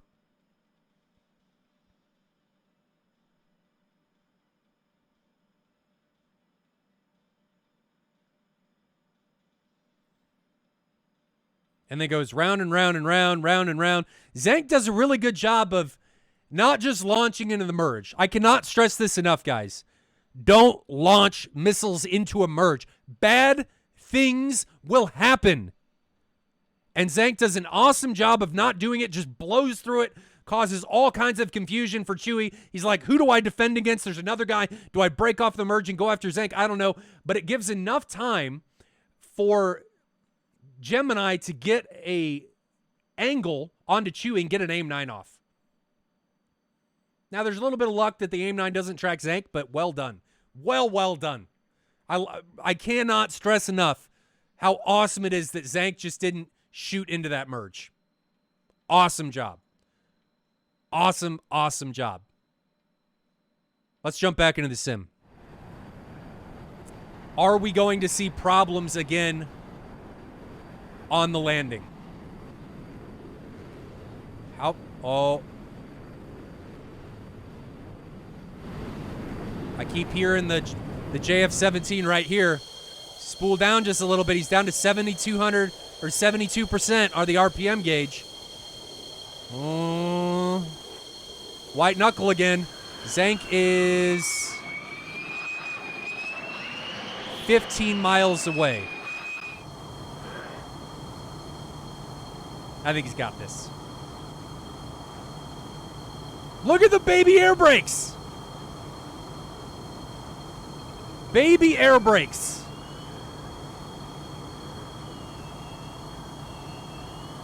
Just look at him.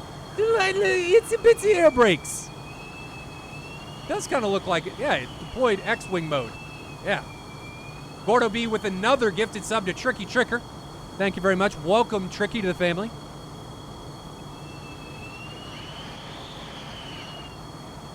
We did a quick shout out to Bullet earlier. Let's drop another one to Tricker. Tricker is another mainstay in the DCS streaming convention group. I don't know. He's a mainstay. So if you guys want to see F5 MiG-21 action, the man flies a lot on the Cold War servers, and he's got a nice sultry voice that I've got stuff in my throat. Excuse me. Had stuff in my throat and wouldn't go away. You guys can sexualize that or do whatever you want with that, but, you know, anyway. Don't follow me, I suck. He does suck. I mean, maybe you guys don't want to follow him. But if you want to watch somebody that constantly crashes, I mean, he'd be solid. He doesn't suck. Zank bleeding some speed, coming in finals here at Guadada. Looks like he still has some fuel in the tank. 250 knots, 1,000 feet of altitude. There goes the gear.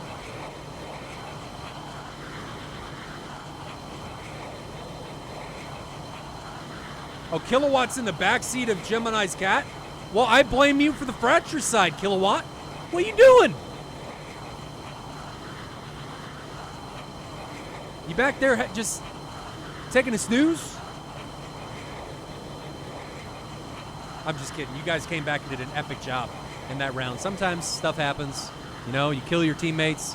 Key is to make sure that you kill more of the enemy than you do your teammate. And usually when you do that, come out with a big W. W. But Zank's able to put it down. No problemo. I don't know how far our man Gemini is back here. Looks like he's coming in for finals.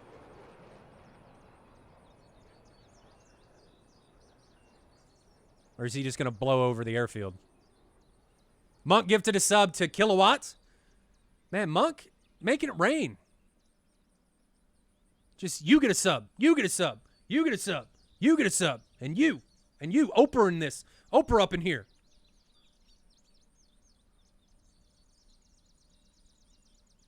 That was an awesome round. I mean, I keep thinking, I thought after last round, man, this can't get any better. And then what an epic round that was. I can't say it was better, but it was as good. Xander Draft, yes, that would be acceptable. As long as you win.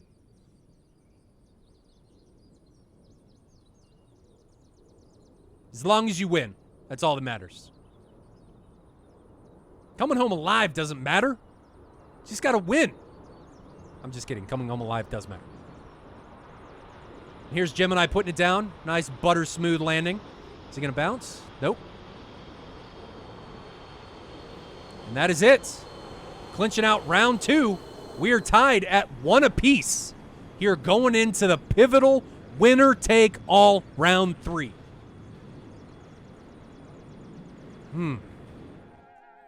How you guys think this is going to go? Because I honestly have no idea how this is going to go. Not a clue at all how this is going to go.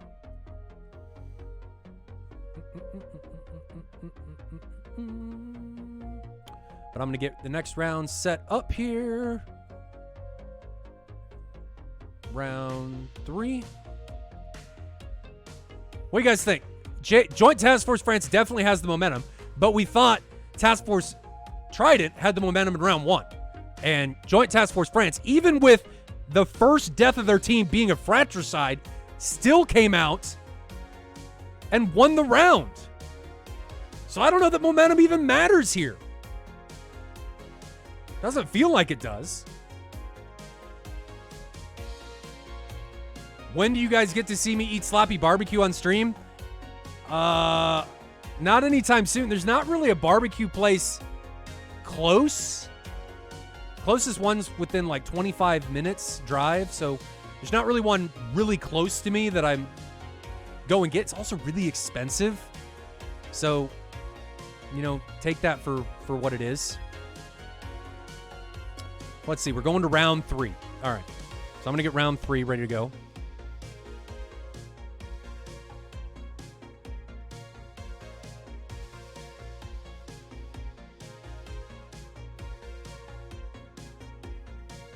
How do you guys feel about all that? What should I have? Speaking of barbecue, I'm hungry. What should I have for lunch? Barbecue does sound good. Sounds really good, actually. Real deal. If you want real fighter pilots, sometimes some come in, but Fight for Honor streams that are going to be on October 3rd and 4th, I'll be doing with Mover and Gonky. So we will have real fighter pilots with me co-commentating in chat. Oh, brisket sounds awesome. Your kids vote PB&J? That doesn't sound bad, actually. Peanut butter kind of sounds good.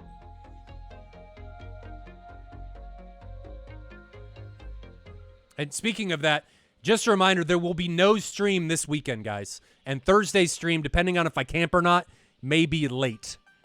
We might move it to Friday. It just depends on how I feel after camping all night at Micro Center. I just don't know how that's going to go yet, if I'm going to do it. I'm pretty sure I am at this point, but I'm going to be there for like 18 hours, so I don't know how I'm going to feel the next day. We're just going to have to go from there. Carbon says, buy some brisket. Man, I might have to. Let me text my wife.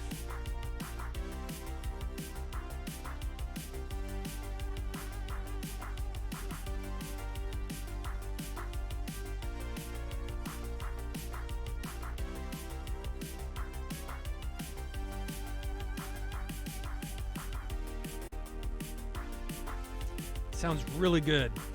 We got... You guys are ruining it for me. You're ruining it for me. So now I'm going to send you to a supercut. I'm going to get you out of here. Just go away while I get this ready to go. Okay, supercut, Alpha Whiskey, Joint Task Force France, Task Force Trident. Enjoy.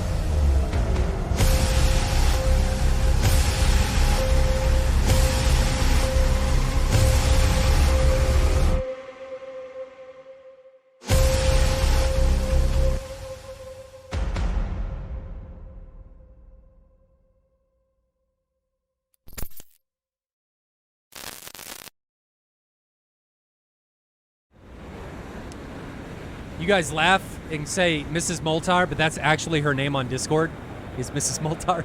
She uses that as an alias for all this stuff, so I think it's hilarious. I think it's really funny that she does that. But, yeah, that's the name she goes by. And she says, we're going to get barbecue for dinner, because we got to take my daughter to swim lessons, so we're going to do it. We're going to do it for dinner. You guys have convinced us. We're going to go to Kansas City Joe's. So good. Get a brisket sandwich with some onion rings on it. Oh, so good. So good. Who does the Supercuts Hawaiian shirt? Alpha Whiskey does a phenomenal job. Just keeps getting better. They're baller. Just sick. Awesome, awesome job. Yeah, Bart, see what you did? Now I don't know what I'm going to do for lunch. Hungry. I got to sit here and cast this with you guys.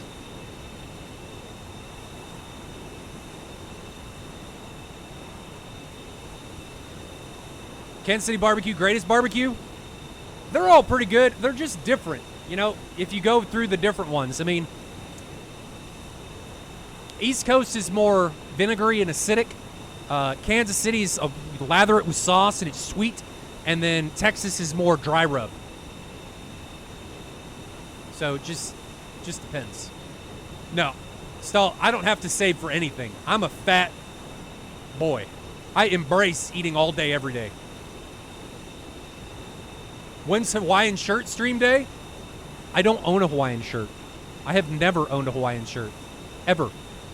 Not that they're bad, I've just never owned one.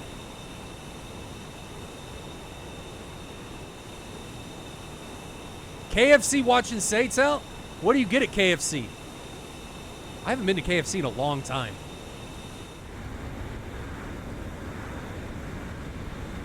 What do you guys all get at KFC? I think I've only been to KFC like twice in my life. Not that it's bad, I don't know. I'm a McDonald's kid. Some people are like, McDonald's, Well, go away.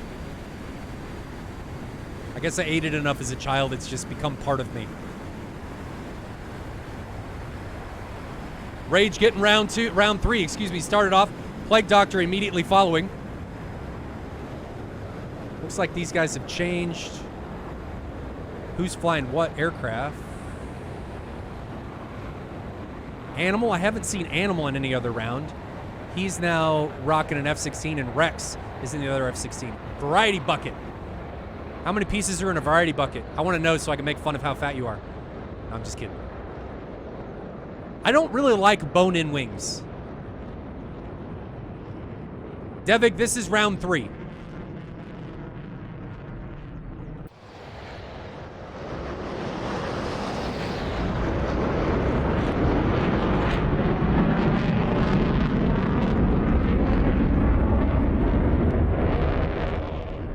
McGriddle tried to kill you? How did it like come to life and attack you? I mean, what did it do? I'm partial to just like their egg biscuits. I love their breakfast. Task Force Trident says that Plague Doctor had to take Chewie's place in the Tomcat, and then Animal had to come over. Okay, that's never good.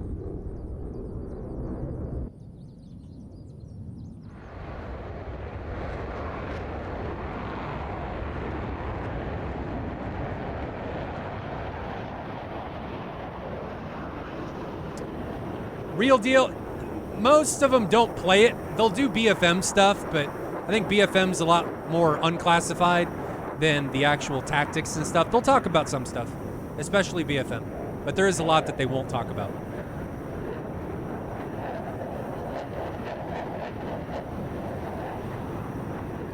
Lake, that's no good. Huh. So you just won't eat McDonald's at all now?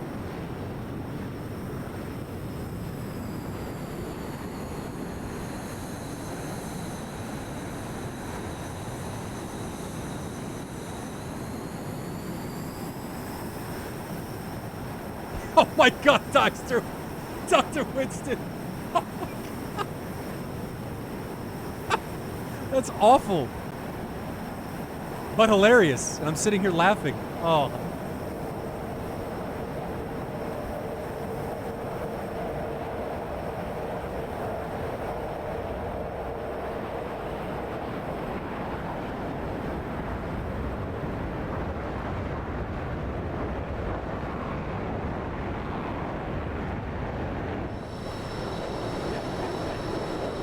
See, we got the McDonald's train going in chat as these guys continue to ingress.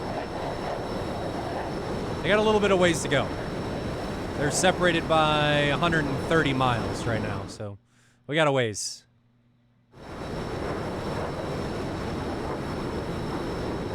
And while they're doing this, I actually need to go upstairs and grab something. I'm like starving. I need to grab something, so I will be right back.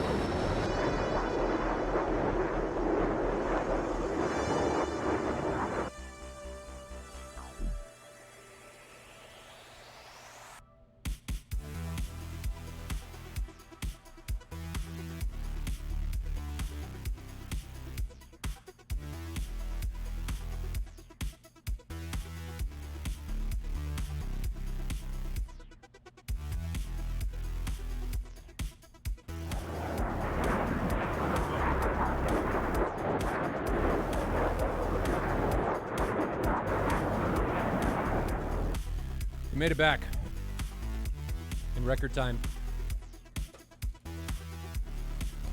Vanilla wafers is what we're rolling with today. No missiles got fired. Wasn't gone that long. I don't know why I like vanilla wafers so much. They're so good. Vanilla wafers. Nabisco, you want to be a sponsor? Send me like lifetime supply of vanilla wafers. Some people are probably like, that's gross. Fucking delicious.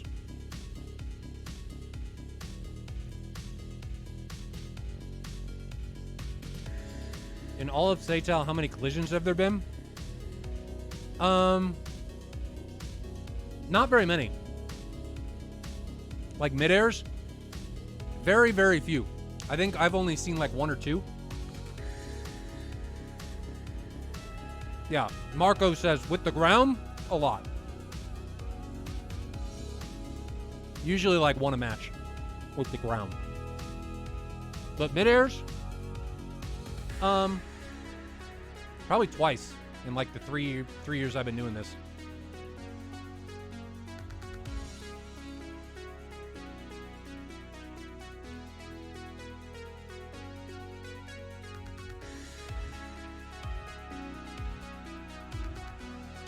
Burgers and bombs. We should do that. You know,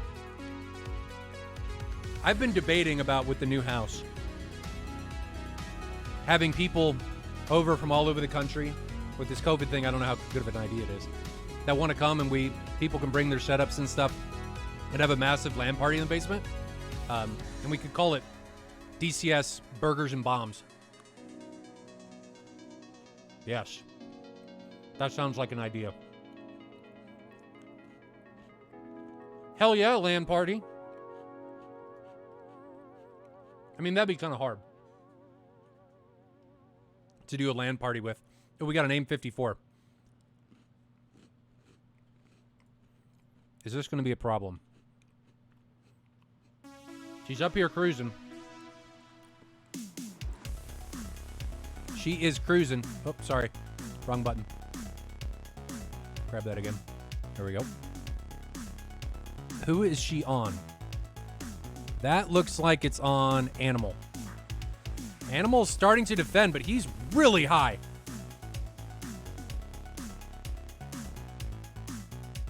Where is it? Where is it? There it is. Here it comes. I think Animal's dead.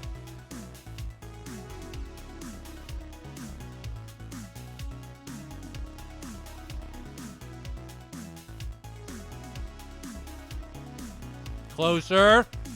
Closer. Boom!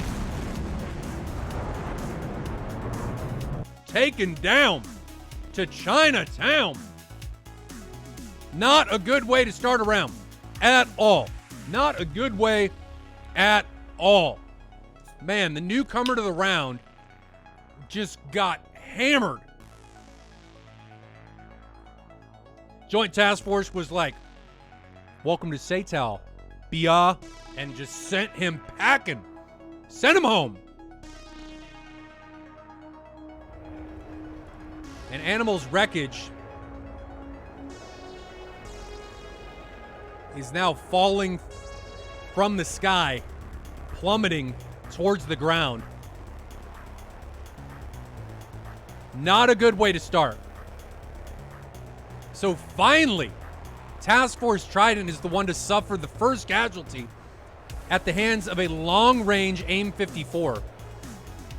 Well, regardless of getting the warning late, you got to think ahead and realize that if you've got Tomcats within 50 miles, you best not be that high. Bad things will happen if you are that high against AIM-54s. Just, you got to anticipate it. Anticipate. Second AIM-54 coming from Gemini. And actually, Plague Doctor or Rage got a 54 off. I think that might be on RAF. can't quite tell. Looks like it's on RAF. That's 7 miles. 7 miles away. Did I turn off the music? I did not. Oh. No! Wrong button. There we go.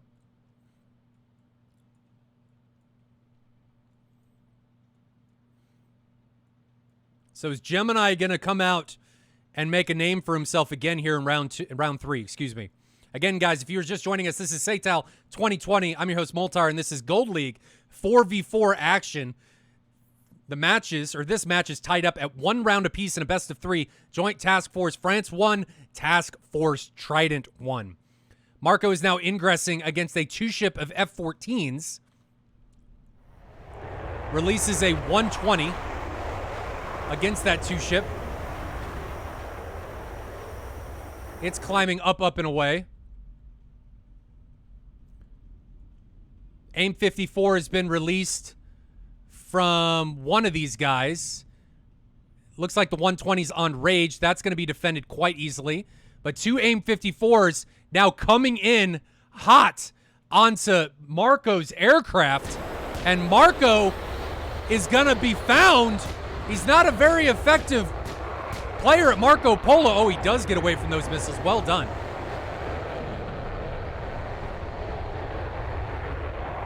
ST-10 now coming from Rex. AIM 54 now onto Plague Doctor. And Plague Doctor, it's coming from his left. I don't think he gets away from this. Smash! And it sniffs him out, finds him, and takes him out. And at the same time, we lost somebody else from Task Force Trident. I think it was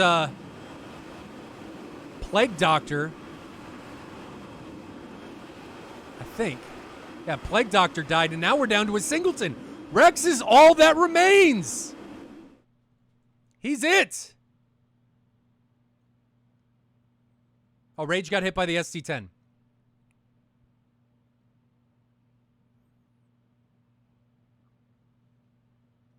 $120 off from Marco. Let's just ride along with Rex and see how long he's able to keep this up. Split screen. So it's a 4v1. He's got a 120 launched on Raph. Raph's able to line of sight that. No problem. Rex is staying low.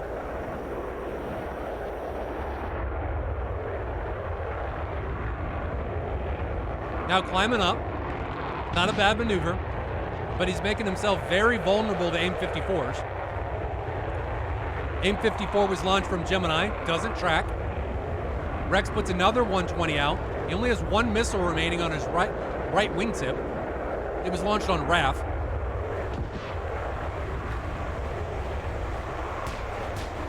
ST-10 now coming in on Rex. There it is.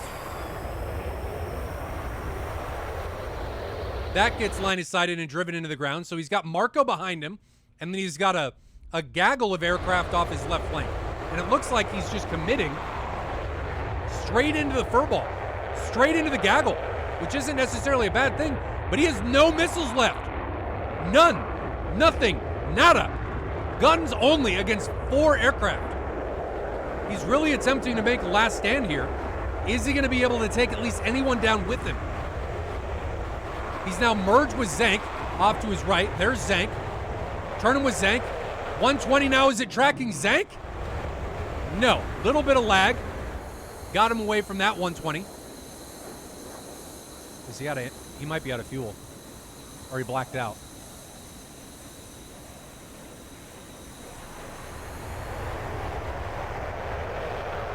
Coming up and over.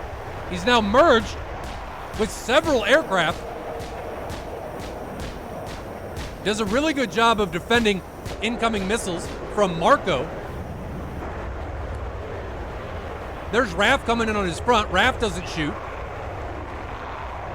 And Rex is just dodges another one. Nobody can hit him. As Gordo says, it's Doug Masters time, baby. Except Doug Masters had infinite ammo, and Rex has nothing except his gun. Rex is now trying to come around on Raph. He's merged with 4 aircraft. I don't think he gets away from this one. Dodges another one. Aim 9 now. Misses. Nothing is hitting him. Nothing. Oh, Raph actually gets taken down by a friendly. Rex now has 2 enemy aircraft in front of him. Oh, and then Rex gets taken down. Wow. Wow, wow, wow, wow, wow. Just making all the things miss.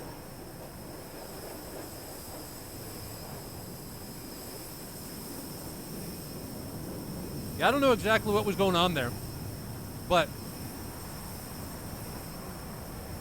Rex was just dodging everything all over the place. They were making it rain on him, and he was dodging the rain. Well done. He gets taken down in the end, but, you know, that's going to be it. And I don't anticipate anybody having fuel problems here.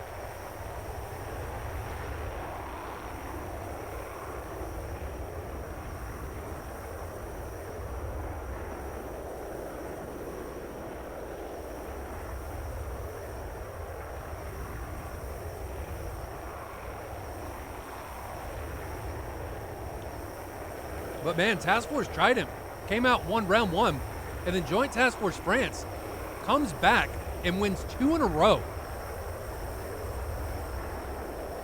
How unlikely is that? Man. Just well done by both teams. What an epic, epic matchup we've had here today, ladies and gentlemen. Thumbs up. No thumbs down. Thumbs up. Well done. Let's get the TAC view and go through it real quick. This was the final round. We're just going to go through this as these guys RTB back home. And I don't think fuel's going to be an issue because this round was about 10 minutes shorter than the other ones. So we're just going to keep going here. This is the AIM 54 that takes down Animal. And he just waits too long. He's not flying, getting in front of his airplane. He defends only when he gets the missile warning, which at that point it's too late when you're 30-some thousand feet. Oh, you can't see. There you go. This is the missile right here. Waits to get the missile warning, then defends, and at that point, it's just not going to happen. If that was a double sort, that would have been bad. You guys should be able to see. Mike. Hey, you guys can see. Okay. So Animal's the first casualty, and that was just too much, I guess, for Task Force Trident to handle. They couldn't come back from that early casualty, and everything just started to cascade. No stopping the torrential downpour. Plague Doctor gets hit, and this is when Rage gets hit. They both get hit at the same time. So Plague Doctor gets hit by an AIM 54, and then simultaneously, Plague Doctor being merged with Marco, Marco having launched an early 120 onto Rage. Rage gets hit, and this is just... I think this is a lack of situational awareness and tunnel vision on targets that are further away. And Marco's low, but you have to expect, guys, you have to be scanning your radar low and making sure that you're not just relying on your AWACS to create a picture for you. This is also why it's really important to have somebody back here that can provide a picture in front of you that can concentrate on their scope instead of just also having to manage other systems while they're ingressing to be able to call out that they see Marco. So I think this was an over-reliance on AWACS.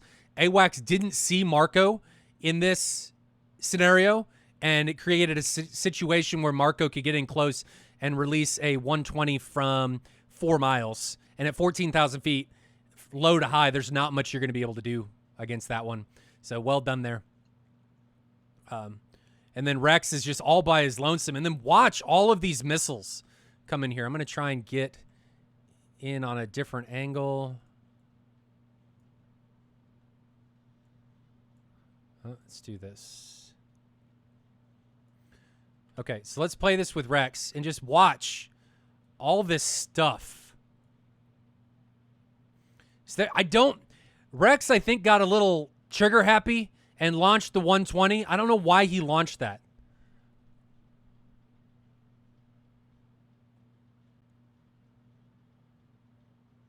It just seems like a wasted missile. Definitely would have saved that. Does a good job defending this 120. Line of sights it, comes back over the hill. And now he's just merged with all kinds of stuff. He's got somebody behind him, 2 guys in front of him. He does a pretty good job of just dragging this out. I think he actually blacks out here. Gets really lucky that nobody's in a good position to fire on him. I don't know what these guys are shooting at. Maybe they're just trying to rip off Mad Dog missiles. In a close furball like this, I wouldn't do that because that missile could very well pick up somebody else. But the F-16 actually is having problems with Mad Dog missiles, like they don't track. But I don't know how these missiles aren't tracking him. How is that not staying with him?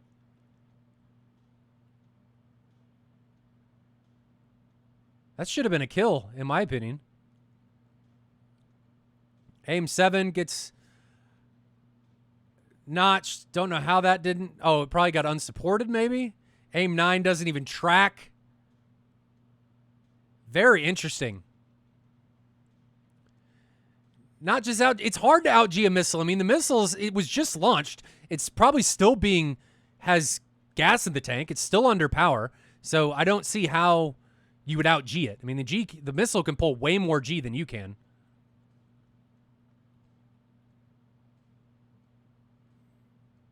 Oh, and the friendly fire actually doesn't happen in the...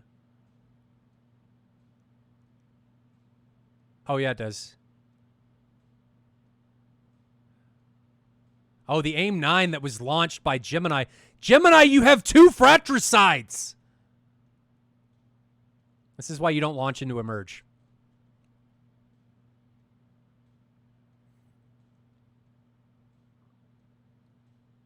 Unfortunate. Unfortunate. But that's it. That's it for that. So let's jump back and see how these guys are to land. I think they're on finals here at Krimsk. There's the runway. Eat some more Nilla wafers while these guys are coming back.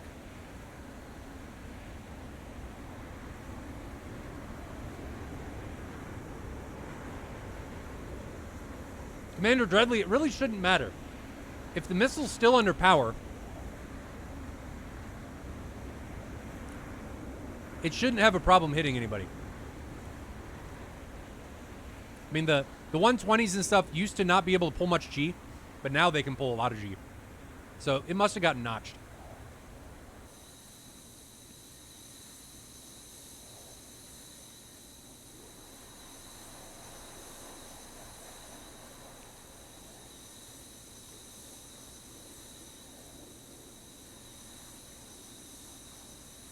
Sorry, guys, I'm stuffing my face. I'm starving. But the whole thing, all 3 of those rounds, what an epic match that was. Possibly the best match of the year so far. And we've seen like 30 matches. But well done.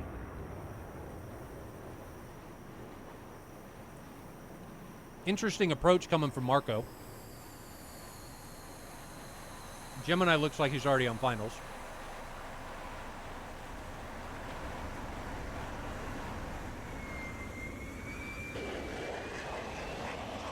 There goes the gear. Yeah, and Joint Task Force France is going to have no problem closing this out.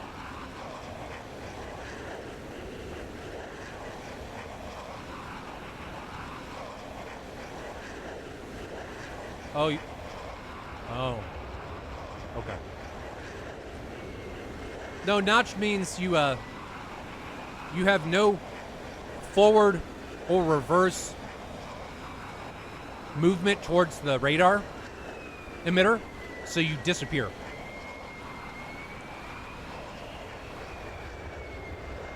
Somebody else can probably explain that a lot better than I can. but it has to do with disappearing on the radars from the radar emitter, and it can't track you anymore.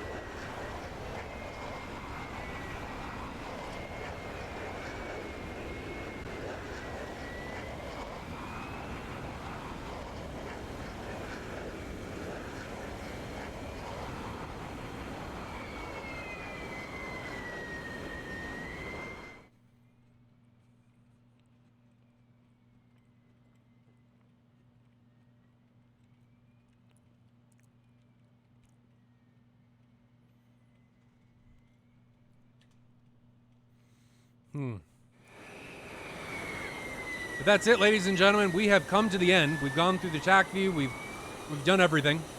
Heads up, like I said earlier, that I may stream Tuesday. It might be Friday. Depends on how tired I am after going to camp for the 3090, if I do indeed do it. I'm pretty sure I'm going to at this point, but the NDA, I think, gets lifted tomorrow. So that's going to really determine for me at the very end of whether I'm going to do it. Because if it's only 10% faster, no way in hell am I going to do that. I'll get a 3080 when they come out. Or I may wait for a big Navi and see what happens there. Or I may buy another 2080 Ti and use it and go that route and put some of the clients on one card and others on another card. You know, I may do that. We'll just have to see. But that's going to be it. Our next round, our next match is number 15 Battle Axes taking on Harpia. So that's going to be Thursday or Friday. There's no stream Saturday. And then next week we go back to Diamond League, and it is going to be TAW versus Phoenix Task Force on Tuesday, and Golden Crown taking on 64th Aggressors on Thursday. So next week we're back to 6v6 for that week, and then we go back to Gold League. So that's going to be it for me, ladies and gentlemen. Make sure you tune in to the next stream, and make sure, if you guys haven't already, mark the Fight for Honor streams on October 3rd and October 4th on your calendars, just to make sure you don't miss anything there, because it's going to be awesome. I'm going to be co-commentating with Mover and I think Gonki and maybe some other people. That's going to be happening this weekend, so make sure you mark that on your calendars and don't miss it. It's going to be awesome. Fight for Honor, benefiting the Folds for Honor charity, and it's just a BFM tournament. There are G restrictions, so it's going to be really, really interesting. If you want to sign up, signups are still open until the 25th, and you can check out the signups if you just go, Streamlabs Spot's got it right there. So you can go there, and it'll give you all the sign-up info. But that's all I got, ladies and gentlemen. Until next time, hopefully we'll find Billy floating on a raft somewhere, unless his mustache took him out. Until next time, have a good one. Stay safe in those virtual skies, and I'll see you guys later.